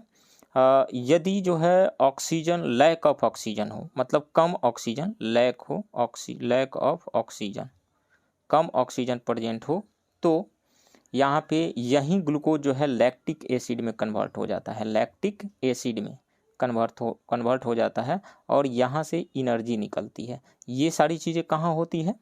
ये सारी चीज़ें जो होती है मसल्स में होती है। मसल्स में जब मेहनत कोई ज़्यादा करता है, ज़्यादा एक्सरसाइज कर रहा है, दौड़ रहा है, तो मसल्स में ये लैक्टिक एसिड बनने लगता है, जिस कारण से दर्द भी होने लगता है, क्रैम्प आने लगता है। और तीसरा पाथवे इसका क्या है कि जब ऑक्सीजन पर्याप्त मात्रा में मौजूद हो, ये कहाँ होता है? माइटोकॉन्ड्रिया में। हमारे शरीर के जो कोशिका हैं, सेल, उसके माइटोकॉन्ड्रिया नामक ऑर्गेनल में ये होता है। तो यहाँ से बन जाता है CO2 plus H2O plus energy. तो ये कौन सा? ये एरोबिक रेस्पिरेशन हो गया और ये कौन सा हो गया? एनारोबिक रेस्पिरेशन हो गया। ऑक्सीजन नहीं है तो एनारोबिक रेस्पिरेशन हो गया। तो अवायवीय श्वसन में शर्करा का अधूरे विखंडन के परिणाम स्वरूप क्या बन रहा है? इथाइल एल्कोहल बन रहा है, कार्बन डाइऑक्साइड बन रहा है और एनर्जी रिलीज हो रही है। तो कौन सा ऑप्शन होगा?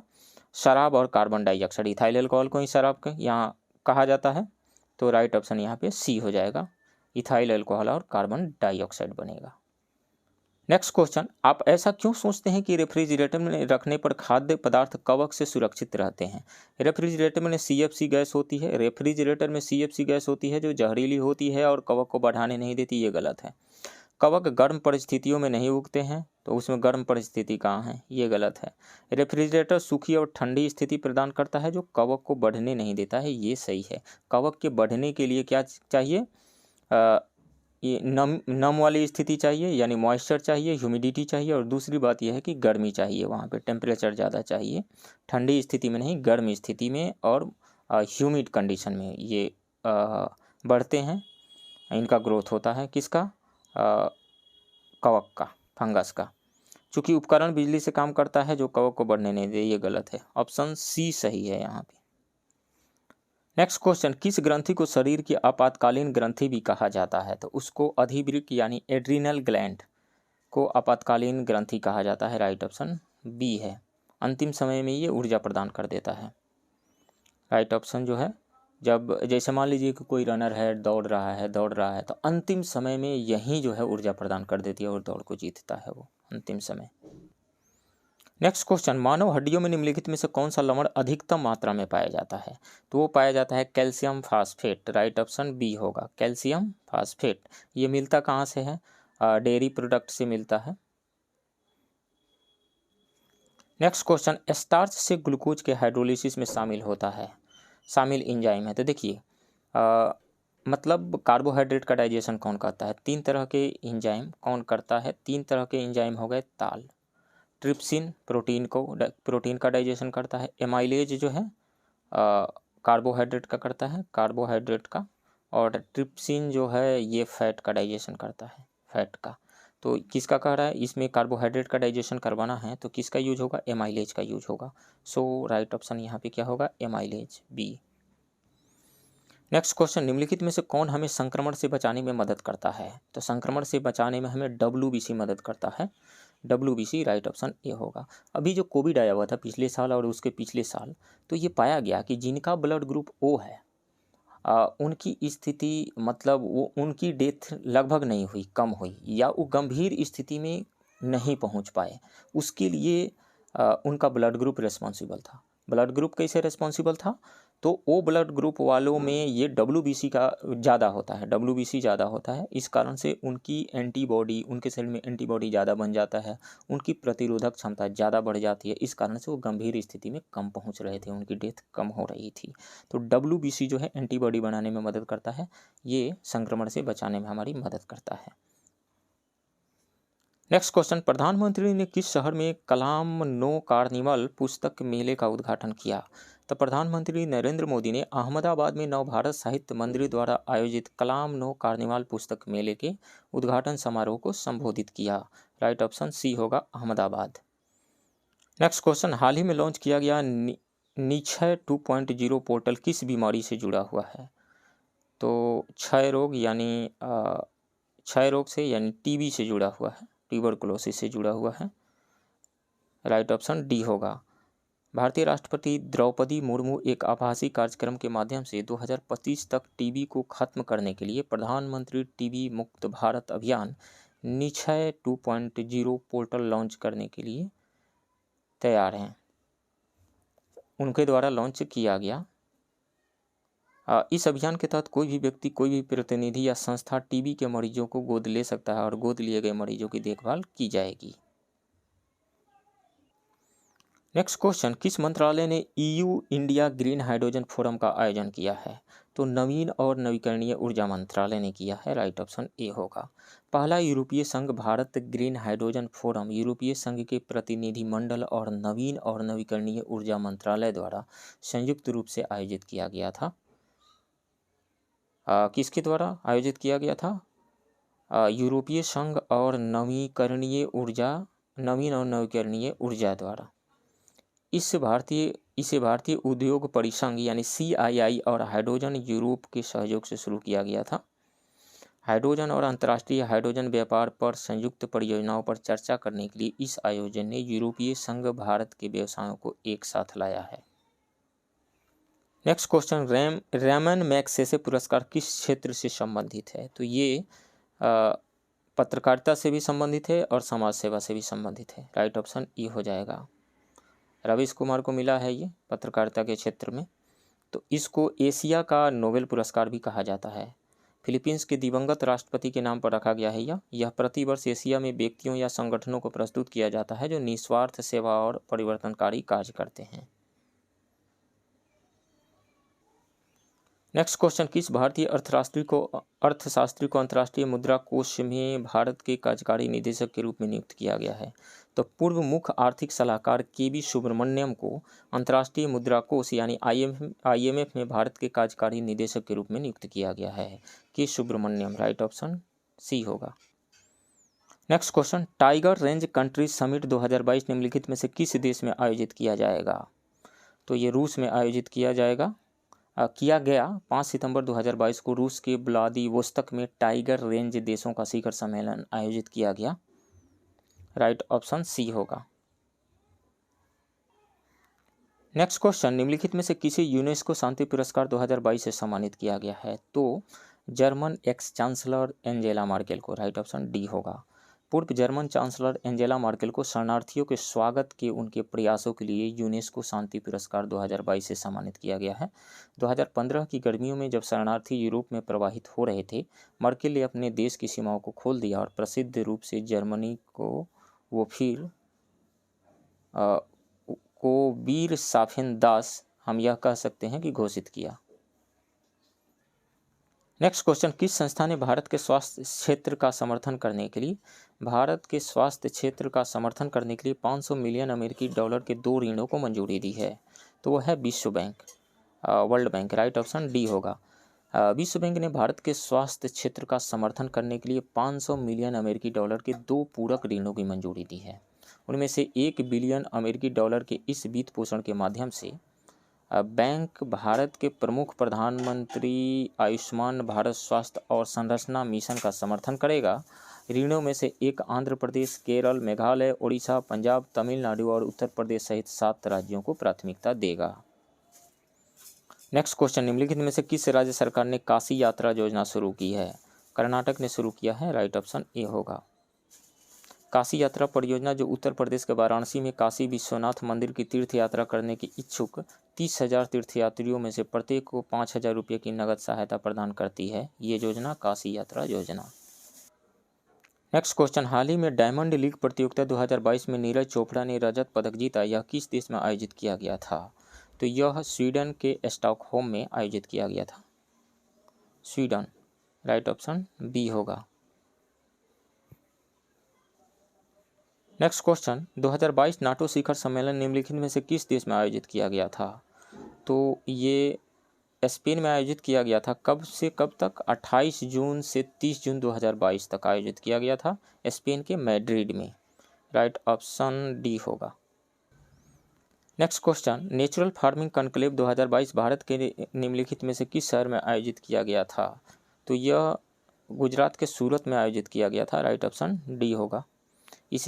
इस सम्मेलन को, इस कॉन्क्लेव को भारतीय प्रधानमंत्री नरेंद्र मोदी द्वारा वीडियो कॉन्फ्रेंसिंग के माध्यम से संबोधित किया गया था और कॉन्क्लेव में इस बात पर चर्चा की गई कि कृषि और किसान कल्याण को बढ़ावा देने के लिए प्राकृतिक खेती का लाभ कैसे उठाया जाए। क्वेश्चन नंबर 73, कौन सा देश मई 2022 में कच्चे तेल का भारत का दूसरा सबसे बड़ा आपूर्तिकर्ता बनने के लिए सऊदी अरब को पीछे छोड़ दिया है? वो है रसिया, राइट ऑप्शन ए होगा। यूक्रेन में युद्ध शुरू होने के बाद से ही रूसी कच्चा तेल ब्रेंट के मुकाबले 30 अमेरिकी डॉलर तक छूट पर कारोबार कर रहा है। नेक्स्ट क्वेश्चन, किस संस्था ने 2022 ग्लोबल ट्रेंड्स रिपोर्ट जारी की है? तो वो है यूएनएचसीआर, राइट ऑप्शन सी होगा। संयुक्त राष्ट्र शरणार्थी एजेंसी यूएनएचसीआर ने 2022 ग्लोबल ट्रेंड्स रिपोर्ट जारी की। रिपोर्ट के अनुसार दुनिया भर में 100 मिलियन लोग अब अपने घरों को छोड़ने के लिए मजबूर हो गए हैं। यूएनएचसीआर ने दुनिया भर में खाद्य असुरक्षा, जलवायु संकट, यूक्रेन में युद्ध और अफ्रीका से अफगानिस्तान तक अन्य आपात स्थितियों को प्रमुख कारणों के रूप में रेखांकित किया। रिपोर्ट के अनुसार 2021 के अंत तक युद्ध, हिंसा, उत्पीड़न और मानवाधिकारों के हनन से विस्थापितों की संख्या 89.3 मिलियन थी, यानी 89.3 मिलियन। नेक्स्ट क्वेश्चन, किस देश ने अंतरिक्ष में सौर ऊर्जा संयंत्र शुरू करने की योजना की घोषणा की है? वो है चीन, राइट ऑप्शन बी होगा। चीन ने घोषणा की है कि वह अद्यतन योजना के तहत 2028 में अक्षय ऊर्जा उत्पादन के लिए अंतरिक्ष में एक सौर ऊर्जा संयंत्र शुरू करने की योजना बना रहा है। इससे पहले चीन ने 2030 तक अंतरिक्ष में 1 मेगावाट सौर ऊर्जा स्टेशन स्थापित करने का लक्ष्य रखा था। चीन 400 किलोमीटर की ऊंचाई से अंतरिक्ष से जमीन तक वायरलेस पावर ट्रांसमिशन तकनीक का परीक्षण करने के लिए 2028 में एक उपग्रह लॉन्च करेगा। यह सौर ऊर्जा को माइक्रोवेव या लेजर में परिवर्तित करेगा। नेक्स्ट क्वेश्चन, एशिया का सबसे बड़ा अंतर्राष्ट्रीय भोजन और आतिथ्य मेला आहार 2022 का आयोजन स्थल कौन सा है? तो नई दिल्ली का Pragati Maidan, right option C होगा। कृषि और प्रसंस्कृत खाद्य उत्पाद निर्यात विकास प्राधिकरण यानी अपेडा, भारत व्यापार संवर्धन संगठन यानी ITPO के सहयोग से एशिया का सबसे बड़ा अंतर्राष्ट्रीय खाद्य और आतिथ्य मेला आहार 2022 का आयोजन किया नई दिल्ली के प्रगति मैदान में। नेक्स्ट क्वेश्चन, जंगली जानवरों को कानूनी अधिकार देने वाला विश्व का पहला देश कौन बना है? वो बना है इक्वाडोर। राइट ऑप्शन सी होगा। इक्वाडोर जंगली जानवरों को कानूनी अधिकार देने वाला पहला देश बना है। इक्वाडोर एक दक्षिण अमेरिकी देश है, जंगली जानवरों को कानूनी अधिकार देने वाला दुनिया का पहला देश बन गया है। देश के सर्वोच्च न्यायालय ने एस्ट्रेलिटा नाम के ऊनी बंदर पर केंद्रित मामले के पक्ष में फैसला सुनाया है, जिसे उसके घर से एक चिड़ियाघर में ले जाया गया था, जहां वह सिर्फ 1 हफ्ते तक जिंदा रहा और बाद में उसकी डेथ हो गई थी। नेक्स्ट क्वेश्चन, राष्ट्रीय समुद्री दिवस 2022 का विषय क्या है?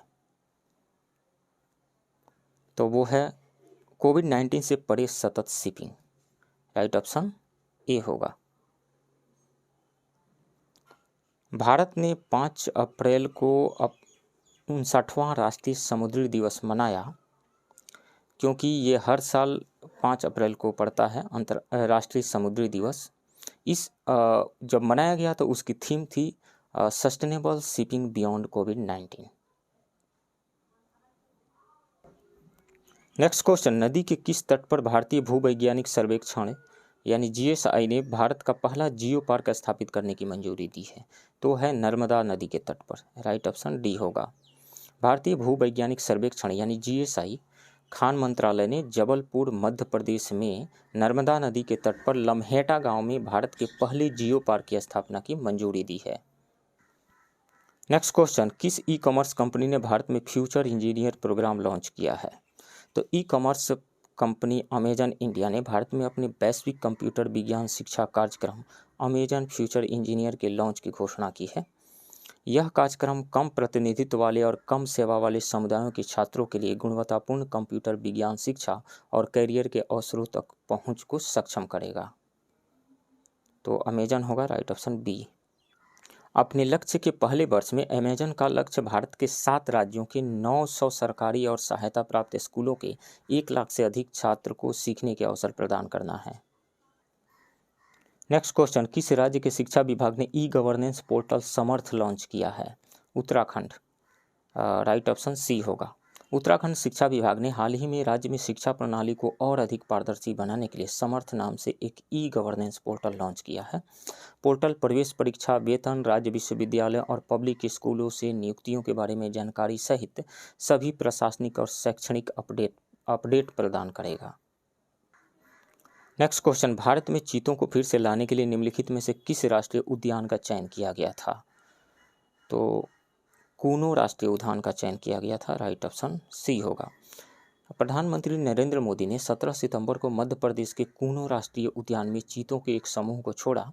8 चीतों, जिनमें से 5 मादा है, और वो विंडहोक नामीबिया से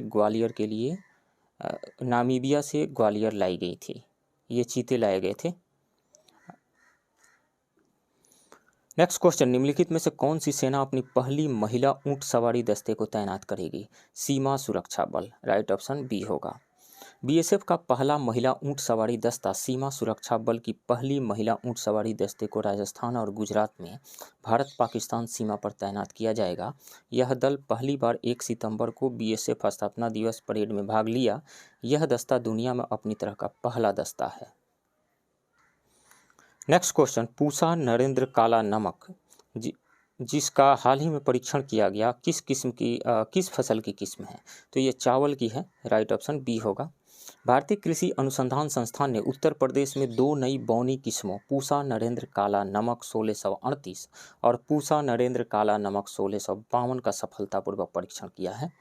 काला नमक काली भूसी और तेज सुगंध वाली धान की पारंपरिक किस्म है। इसे श्रावस्ती के लोगों के लिए भगवान बुद्ध का उपहार माना जाता है। इसे उत्तर प्रदेश के तराई क्षेत्र के 11 जिलों और नेपाल में उगाया जाता है। नेक्स्ट क्वेश्चन, चिल्ला एक कला निम्नलिखित में से किससे संबंधित है? तो ये कठोर सर्दी से संबंधित है। कहाँ? जम्मू एंड कश्मीर के। राइट ऑप्शन बी होगा।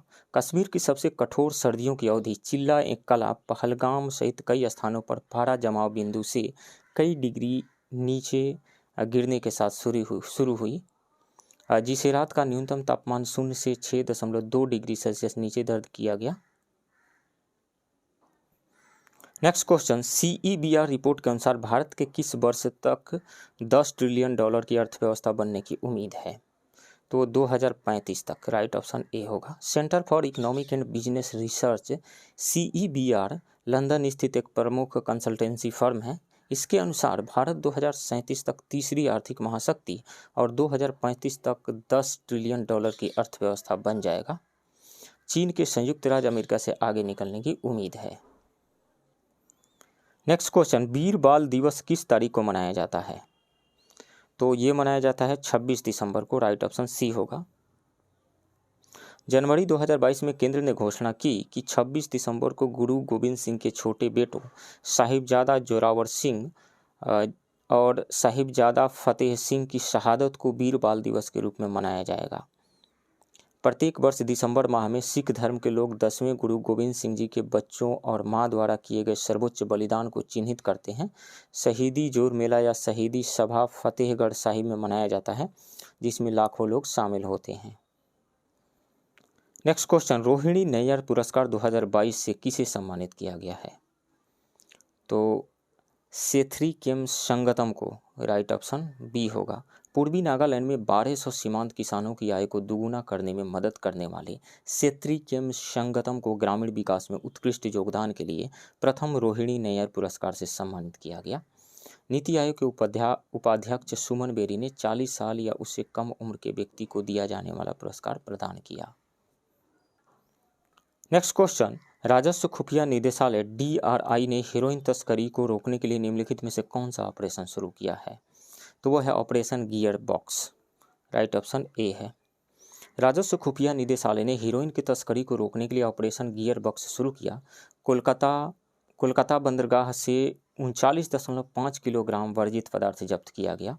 हेरोइन की जांच की गई और narcotics drug and psychotropic substance act के प्रावधानों के तहत जब्त किया गया। गियर बॉक्स में छिपी दवाओं का पता लगाने के लिए ऑपरेशन गियर बॉक्स चलाया जाता है। नेक्स्ट क्वेश्चन, किस देश ने 2023 में नए और पुनर्निर्मित जीवाश्म ईंधन से चलने वाली बिजली उत्पादन इकाइयों के लिए नए उत्सर्जन मानक पेश किए हैं? तो वो है सिंगापुर, राइट ऑप्शन बी होगा। सिंगापुर का ऊर्जा नियामक 2023 में नए और पुनः संचालित जीवाश्म ईंधन से चलने वाली बिजली उत्पादन इकाइयों के लिए नए उत्सर्जन मानकों को पेश करेगा। यह उपाय 2030 तक कार्बन डाइऑक्साइड के 60 मिलियन टन के अपने उत्सर्जन लक्ष्य को कम करने की सिंगापुर की योजनाओं का भी अनुसरण करता है। नेक्स्ट क्वेश्चन, बिहार किस वर्ष जमींदारी उन्मूलन कानून को लागू करने वाला पहला राज्य बना? 1950 में, राइट ऑप्शन ए होगा। बिहार 1950 में जमींदारी उन्मूलन कानून लागू करने वाला पहला राज्य बन गया था। आज़ादी के बाद पहला महत्वपूर्ण कृषि सुधार जमींदारी प्रथा का उन्मूलन था।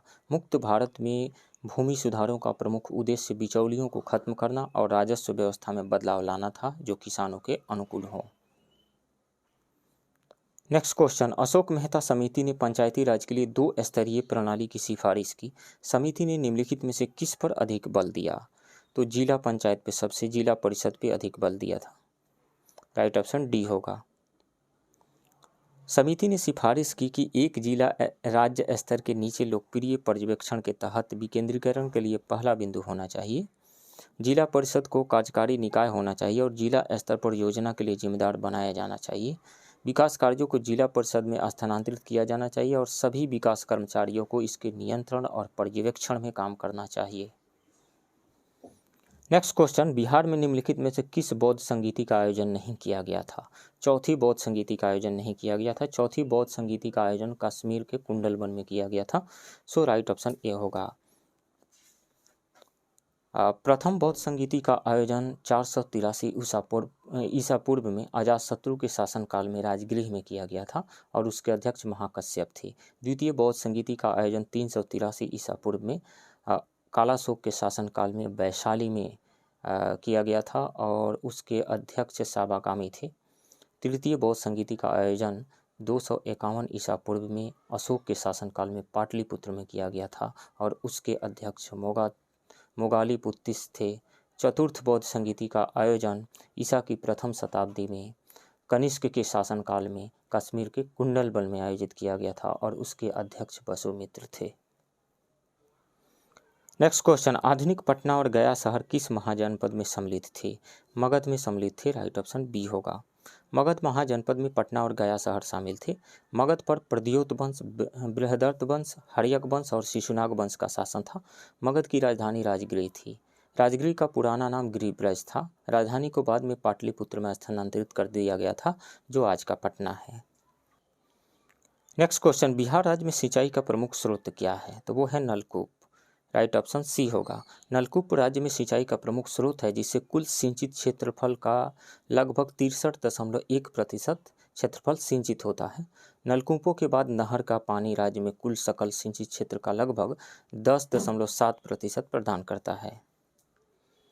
नेक्स्ट क्वेश्चन, बिहार का पहला राष्ट्रीय कौशल संस्थान कहाँ स्थापित किया जाएगा? दरभंगा में स्थापित किया जाएगा। राइट ऑप्शन डी होगा। यह राष्ट्रीय कौशल विकास का पहला संस्थान होगा, जहां लड़कियों और लड़कों को प्रशिक्षित किया जाएगा। इसे 7 एकड़ क्षेत्र में स्थापित किया जाएगा। यह संस्थान बिहार सरकार की 7 निश्चय योजना भाग 2 के अनुरूप स्थापित किया जाएगा। नेक्स्ट क्वेश्चन, भारत का पहला बापू टावर निम्नलिखित में से किस स्थान पर बनाया जा रहा है? तो पटना के गर्दनी बाग में बनाया जा रहा है। राइट ऑप्शन डी होगा। टावर आने वाली पीढ़ियों को महात्मा गांधी की विचारधारा और उनके जीवन पर विचार के प्रभाव को समझने में मदद करेगा। नेक्स्ट क्वेश्चन, मौर्य काल में बनी जैन तीर्थंकरों की प्रतिमा बिहार के किस स्थान से प्राप्त हुई है? तो पटना के लोहानीपुर से प्राप्त हुई है। राइट ऑप्शन सी होगा। नेक्स्ट क्वेश्चन, मगध के परवर्ती गुप्त वंश का अंतिम शासक कौन था? जीवित गुप्त द्वितीय था। राइट ऑप्शन डी होगा। गुप्त शासकों के बाद उनके सामंत कृष्णगुप्त और उनके वंशज आए, जिन्होंने 6वीं से 8वीं शताब्दी तक मगध पर शासन किया। उसे ही परवर्ती गुप्त यानी बाद का गुप्त कहा जाता है। इस वंश का अंतिम शासक जीवित गुप्त द्वितीय था।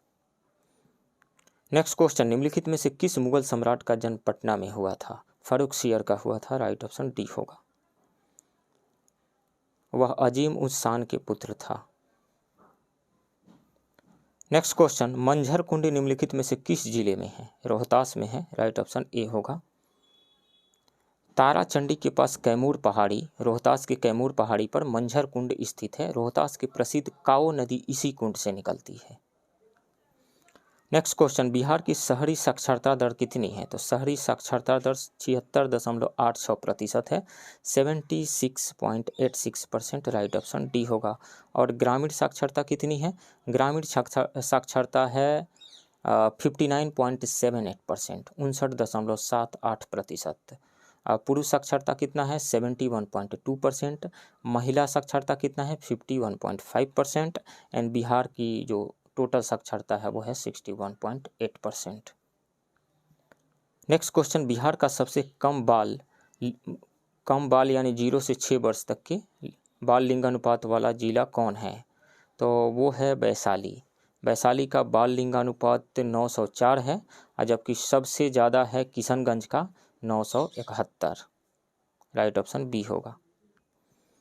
नेक्स्ट क्वेश्चन, राष्ट्रीय बागवानी बोर्ड द्वारा मई 2022 में जारी नवीनतम आंकड़ों के अनुसार वर्ष 2021-22 में कौन सा राज्य मशरूम का सर्वाधिक उत्पादन करने वाला राज्य है? तो वो है बिहार। राइट ऑप्शन डी होगा। पहले उड़ीसा प्रथम स्थान पे था, अब बिहार हो गया है। नेक्स्ट क्वेश्चन, बिहार कृषि विश्वविद्यालय ने पराली प्रबंधन के लिए किस मॉडल को पूरे राज्य में लागू करने का निर्णय किया है? तो वो है Rohtas model. Right option D होगा। बिहार कृषि विश्वविद्यालय ने पराली प्रबंधन के रोहतास मॉडल को पूरे राज्य में लागू करने का निर्णय लिया है। इस मॉडल के तहत स्ट्राबलर नामक मशीन की मदद से उच्च दाब पर पुआल का एक संकुचित बंडल बनाया जाता है। नेक्स्ट क्वेश्चन, जनगणना रिपोर्ट 2011 के अनुसार बिहार की जनगणना के संबंध में निम्नलिखित में से कौन सा कथन सत्य है? बिहार में सर्वाधिक दशकीय वृद्धि वाला जिला मधेपुरा है। ये सही है। बिहार में शहरीकरण का प्रतिशत 11.3 है। ये सही है, लेकिन अब बढ़ करके ये हो गया है 15 से ज़्यादा प्रतिशत। राज्य की 88.7% आबादी गाँवों में रहती है। ये सही है। बिहार की कुल जनसंख्या 10,40,99,452 है। ये भी सही है। तो उपरोक्त सभी सही है। सो राइट ऑप्शन ये हो जाएगा ऑल ऑफ द अबव।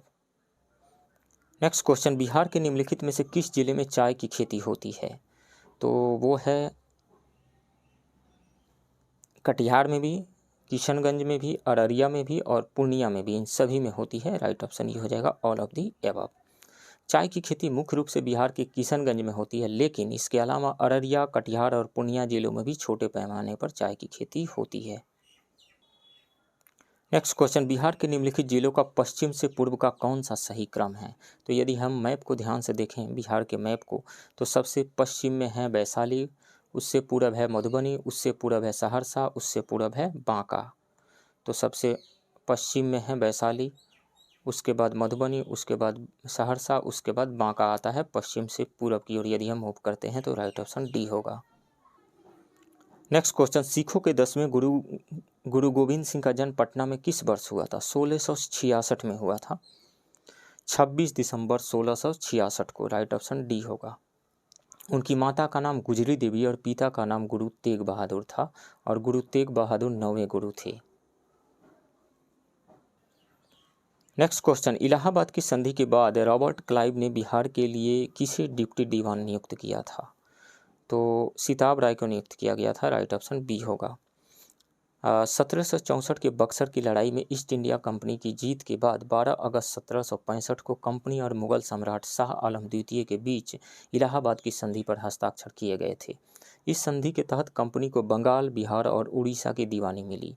इसके बाद रॉबर्ट क्लाइव ने मोहम्मद रजा खां को बंगाल का राज्यपाल और सिताब राय को बिहार का राज्यपाल नियुक्त किया था।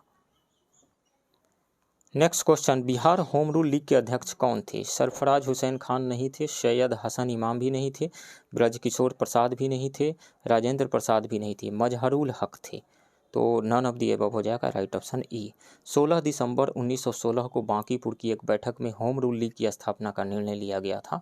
इसके अध्यक्ष मजहरुल हक थे। सरफराज हुसैन खां और पुणेंद्र नारायण सिन्हा को उपाध्यक्ष बनाया गया था। होम रूल आंदोलन को गति देने के लिए एनी बेसेंट ने 1918 में 2 बार पटना का दौरा की थी। नेक्स्ट क्वेश्चन, बिहार के किस जिले में पाषाणकालीन गुफा चित्र नहीं मिले हैं? तो नवादा में मिला है, जमुई में भी मिला है, कैमूर में भी मिला है, लेकिन पश्चिम चंपारण में नहीं मिला है। सो राइट ऑप्शन ए हो जाएगा। पाषाण युग की जानकारी का एक महत्वपूर्ण स्रोत गुफा चित्रकारी है। ऐसे चित्र बिहार में कैमूर की पहाड़ियों, नवादा और जमुई से प्राप्त हुए हैं। मध्य भारत के गुफा चित्रों और बिहार के गुफा चित्रों में काफ़ी समानता है। नेक्स्ट क्वेश्चन, निम्नलिखित में से कौन वर्तमान में बिहार विधानसभा के अध्यक्ष हैं? तो वो हैं Awadh Bihari Chaudhary. Right option B होगा। बिहार विधानसभा के वर्तमान अध्यक्ष अवध बिहारी चौधरी हैं। उन्हें अगस्त 2022 में विधानसभा के 17वें अध्यक्ष के रूप में निर्वाचित किया गया है। नेक्स्ट क्वेश्चन, हाल ही में बिहार का पहला वाटर स्पोर्ट्स जोन अमवा मन पर्यटकों के लिए खोला गया है। यह बिहार के किस जिले में स्थित है? यह बिहार के पश्चिम चंपारण जिले में स्थित है। राइट ऑप्शन सी होगा। नेक्स्ट क्वेश्चन, निम्नलिखित में से कौन सा चुनाव आयोग का कार्य नहीं है? राजनीतिक दलों की मान्यता देना यह चुनाव आयोग का कार्य है।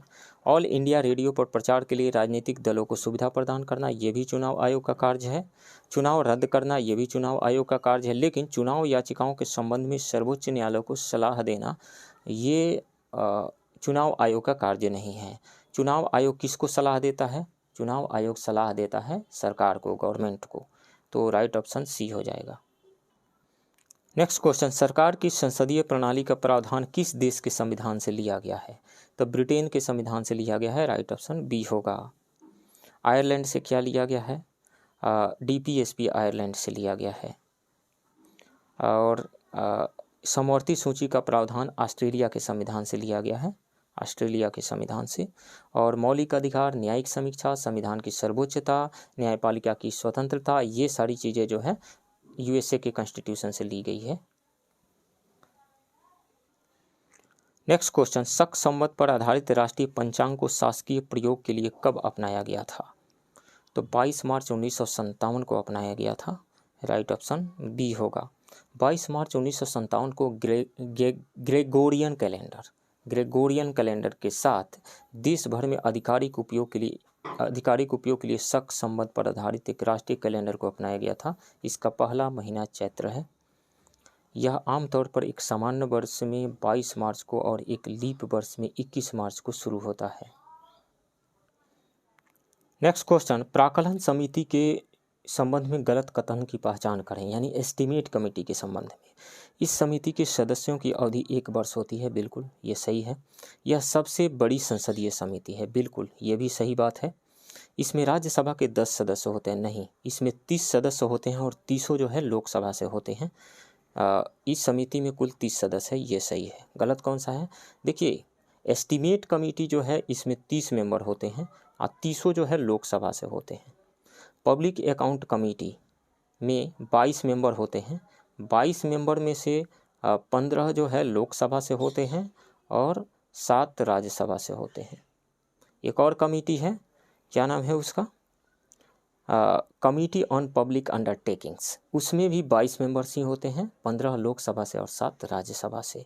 और इन सब में से सबसे बड़ी समिति जो है एस्टीमेट कमेटी है, यानी प्राकलन समिति है। तो इसमें से सी गलत है, सो राइट ऑप्शन सी होगा। नेक्स्ट क्वेश्चन, निम्नलिखित में से कौन सा रिट अदालत द्वारा उन सार्वजनिक अधिकारियों के खिलाफ जारी किया जाता है जब वे अपना काम ठीक से नहीं करते हैं? तो वह है परमादेश, राइट ऑप्शन सी होगा। इसका शाब्दिक अर्थ है कि हम आदेश देते हैं। यह अदालत द्वारा सार्वजनिक अधिकारियों को उनके कार्यों और उनके कर्तव्यों के बारे में पूछने के लिए जारी किया जाता है और यह एक तरह का कंट्रोल है, नियंत्रण है। यह रिट निजी व्यक्तियों या संस्थाओं, असंवैधानिक विभागों आदि के विरुद्ध जारी नहीं किया जा सकता है। नेक्स्ट क्वेश्चन, भारतीय संविधान के किस अनुच्छेद के अंतर्गत संघ द्वारा कुछ राज्यों को अनुदान दिया जाता है? तो वो है अनुच्छेद 275, राइट ऑप्शन सी होगा। भारतीय संविधान के अनुच्छेद 275 यानी आर्टिकल 275 के तहत कुछ राज्यों को उनकी विशेष ज़रूरतों को पूरा करने और विकास कार्यों को गति देने के लिए केंद्र सरकार द्वारा अनुदान प्रदान किया जाता है। और 280 में क्या है? इसमें फाइनेंस कमीशन के बारे में है। 280 के तहत हर 5 साल में राष्ट्रपति द्वारा एक फाइनेंस कमीशन का गठन किया जाता है। नेक्स्ट क्वेश्चन, किस संविधान संशोधन द्वारा संविधान में प्रावधान किया गया है कि राष्ट्रपति केंद्रीय मंत्रिपरिषद की सलाह मानने के लिए बाध्य है? तो वह है 42वां संविधान संशोधन अधिनियम, राइट ऑप्शन बी होगा। भारत के संविधान के अनुच्छेद 74 में प्रावधान है कि राष्ट्रपति को उनके कार्यों पर सलाह देने के लिए प्रधानमंत्री के नेतृत्व में एक मंत्रिपरिषद का गठन किया जाएगा। 42वें संविधान संशोधन द्वारा संविधान में यह प्रावधान किया गया है कि राष्ट्रपति मंत्रिपरिषद की सलाह मानने के लिए बाध्य है, जबकि 44वें संविधान संशोधन द्वारा यह प्रावधान किया गया है कि राष्ट्रपति एक बार फिर मंत्रिपरिषद की सलाह को पुनर्विचार के लिए वापस भेज सकता है। नेक्स्ट क्वेश्चन, निम्नलिखित में से किसी उच्च न्यायालय में न्यायाधीशों की संख्या बढ़ाने के लिए संविधान द्वारा अधिकृत किया गया है? राष्ट्रपति को अधिकृत किया गया है, राइट ऑप्शन ए होगा। उच्च न्यायालय में न्यायाधीशों की संख्या बढ़ाने का अधिकार राष्ट्रपति को संविधान द्वारा दिया गया है। राष्ट्रपति उच्च न्यायालय के सेवानिवृत्त न्यायाधीश से भी उच्च न्यायालय के न्यायाधीश के रूप में कार्य करने का अनुरोध कर सकते हैं। उच्च न्यायालय एक अभिलेख न्यायालय होता है। राष्ट्रपति भारत के मुख्य न्यायाधीश के परामर्श से उच्च न्यायालय के किसी भी न्यायाधीश को किसी अन्य उच्च न्यायालय में स्थानांतरित कर सकते हैं। ये सारी शक्तियाँ राष्ट्रपति को दी गई है।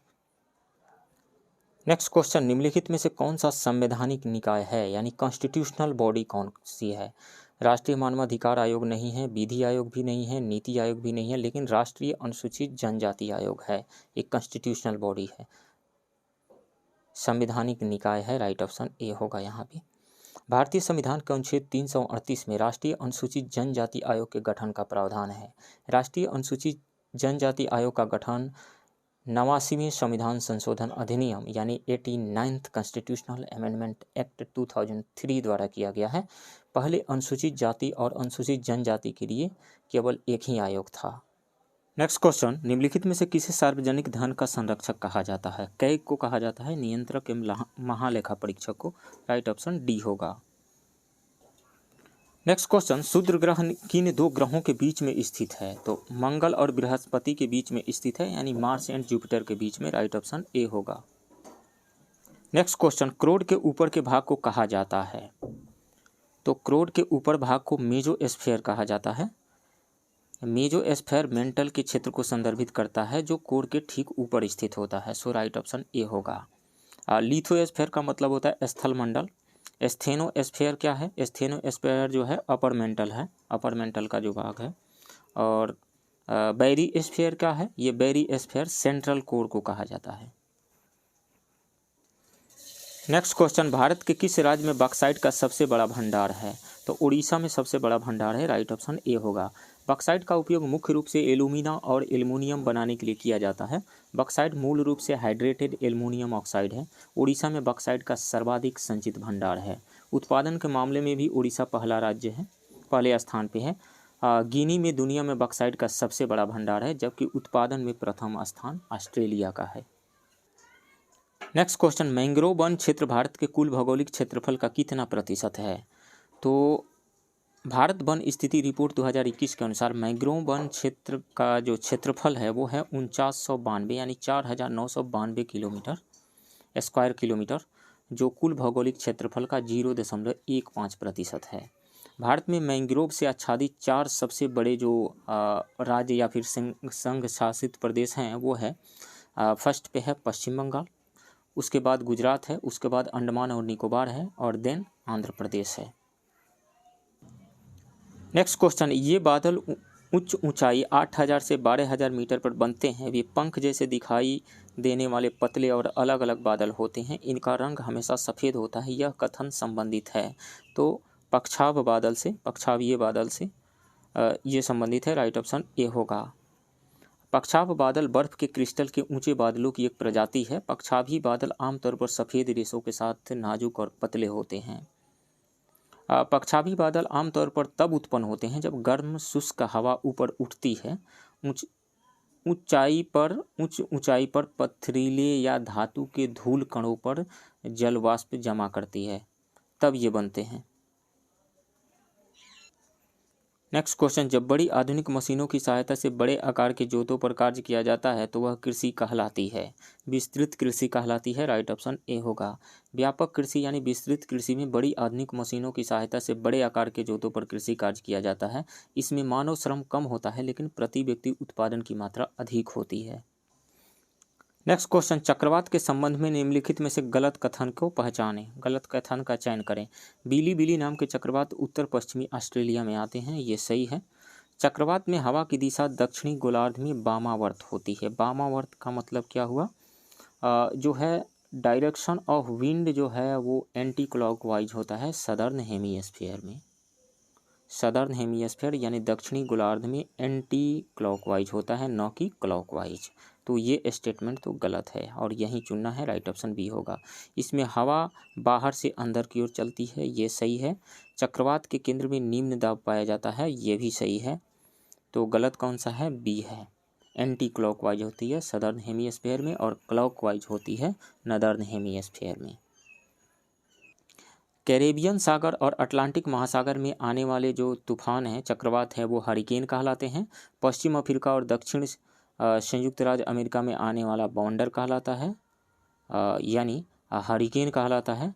और उत्तर पश्चिम ऑस्ट्रेलिया में आने वाला बिली बिली हिंद महासागर यानी इंडियन ओशियन में आने वाला चक्रवात कहलाता है, यानी साइक्लोन कहलाता है। नेक्स्ट क्वेश्चन, दक्षिण ध्रुव पर पहुंचने वाला प्रथम व्यक्ति कौन था? R.M. Amundsen. R.M. Amundsen, right option C होगा। R.M. अमुंडसेन दक्षिण ध्रुव पर पहुंचने वाले प्रथम व्यक्ति थे। रॉबर्ट पीरो जो है उत्तरी ध्रुव की खोज किया था इन्होंने। कोलंबस पश्चिमी द्वीप समूह की खोज किया था और कप्तान कुक हवाई द्वीप के समूह को खोज किए थे। नेक्स्ट क्वेश्चन, सहकारी क्षेत्र में भारत का सबसे बड़ा उर्वरक कारखाना कहाँ स्थित है? उत्तर प्रदेश के फूलपुर में स्थित है, राइट ऑप्शन ए होगा। नेक्स्ट क्वेश्चन, बोअर जनजाति किस देश में पाई जाती है? दक्षिण अफ्रीका में पाई जाती है, राइट ऑप्शन बी होगा। दक्षिण अफ्रीका में बोअर जनजाति पाई जाती है। मसाई जनजाति पूर्वी अफ्रीका यानी केन्या में पाई जाती है। और कालाहारी में बुशमैन नामक जनजाति पाई जाती है। न्यूजीलैंड में माओरी नामक जनजाति पाई जाती है। बिंदीबू नाम की जनजाति पश्चिमी ऑस्ट्रेलिया में पाई जाती है। नेक्स्ट क्वेश्चन, निम्नलिखित विद्वानों में से किसने समाजवादी अर्थव्यवस्था की अवधारणा प्रतिपादित की थी? कार्ल मार्क्स ने, राइट ऑप्शन सी होगा। समाजवादी अर्थव्यवस्था की अवधारणा जर्मन दार्शनिक कार्ल मार्क्स द्वारा प्रतिपादित की गई थी। दास कैपिटल उनकी प्रसिद्ध पुस्तक है। समाजवादी अर्थव्यवस्था में सरकार मांग, आपूर्ति, मूल्य और उत्पादन को नियंत्रित करती है। समाजवादी अर्थव्यवस्था को नियोजित अर्थव्यवस्था भी कहा जाता है। समाजवादी अर्थव्यवस्था की अवधारणा 1917 की बोल्शेविक क्रांति के बाद तत्कालीन सोवियत संघ यानी रूस में दिखाई दिया था। नेक्स्ट क्वेश्चन, निम्नलिखित में से कौन सा मानव विकास सूचकांक का आधार नहीं है? तो मानव विकास सूचकांक में जीवन प्रत्याशा है, शिक्षा है और आय है, लेकिन गरीबी नहीं है। सो राइट ऑप्शन ए हो जाएगा। मानव विकास सूचकांक की अवधारणा वर्ष 1990 में अर्थशास्त्री महबूब उल हक और उनके सहयोगियों द्वारा की गई थी। मानव विकास सूचकांक के तहत 3 चर शामिल होते हैं। कौन कौन से? जीवन प्रत्याशा, शिक्षा और आय। मानव विकास सूचकांक 1990 से हर साल मानव विकास रिपोर्ट के तहत UNDP द्वारा जारी किया जाता है। नेक्स्ट क्वेश्चन, निम्नलिखित में से किस समिति के सुझाव पर भारत सरकार द्वारा न्यूनतम समर्थन मूल्य की शुरुआत की गई थी? दंतवाला समिति राइट ऑप्शन सी होगा। दंतवाला समिति के सुझाव पर भारत सरकार ने MSP देना शुरू किया। कृषि लागत और मूल्य आयोग की सिफारिश पर सरकार द्वारा भारत में 23 फसलों के लिए MSP की घोषणा की जाती है, जबकि कुल केंद्र सरकार 2 अन्य फसलों के साथ 25 कृषि फसलों के लिए न्यूनतम समर्थन मूल्य घोषित करती है। MSP केंद्र सरकार द्वारा साल में 2 बार रबी और खरीफ फसलों के लिए दिया जाता है। MSP की घोषणा की जाती है साल में 2 बार रबी और खरीफ के लिए। नेक्स्ट क्वेश्चन, निम्नलिखित में से कौन सा राजकोषीय नीति के उपकरणों में शामिल नहीं है? राजकोषीय नीति के जो 4 साधन हैं वो हैं कराधान, सार्वजनिक ऋण, सार्वजनिक व्यय और नई मुद्रा जारी करना। ये चारों हैं। तो निम्नलिखित में से कौन सा राजकोषीय नीति के उपकरणों में शामिल नहीं है? तो नन ऑफ द अबव हो जाएगा, ये सभी शामिल हैं। नेक्स्ट क्वेश्चन, मुद्रास्फीति के संदर्भ में निम्नलिखित कथनों पर विचार कीजिए। उच्च मुद्रास्फीति प्रत्यक्ष विदेशी निवेश के प्रवाह को कम करती है। ये सही है। मुद्रास्फीति भारतीय बाजारों में विदेशी मुद्रा की क्रय शक्ति को कम करती है। ये भी सही है। महंगाई की स्थिति में निर्यात बढ़ता है, नहीं आयात बढ़ता है, तो ये गलत है। और उपरोक्त में से कौन सा कथन असत्य है? तो 3 जो है असत्य कथन है, थर्ड। तो केवल 3, राइट ऑप्शन बी होगा। मुद्रास्फीति का तात्पर्य लंबी अवधि में सामान्य मूल्य स्तर में वृद्धि से है। जब कीमतों का सामान्य स्तर लगातार बढ़ने लगता है तो इसे मुद्रास्फीति की अवस्था कहा जाता है। उच्च मुद्रास्फीति यानी हाई इन्फ्लेशन प्रत्यक्ष विदेशी निवेश के प्रवाह को कम कर देती है, क्योंकि उच्च मुद्रास्फीति इनपुट कॉस्ट को बढ़ा देती है। इनपुट की लागत को बढ़ा देती है। मुद्रास्फीति भारतीय बाजारों में विदेशी मुद्रा की क्रय शक्ति को भी कम कर देती है। उच्च मुद्रास्फीति निर्यात को कम करती है और आयात को बढ़ाती है। तो फ्रेंड्स, ये रहा पटना के परफेक्शन IAS के टेस्ट 10 के हिंदी मीडियम के क्वेश्चन का डिस्कशन। आप बने रहिए इस चैनल के साथ। मिलते हैं किसी दूसरे वीडियो में, तब तक के लिए थैंक यू वेरी मच।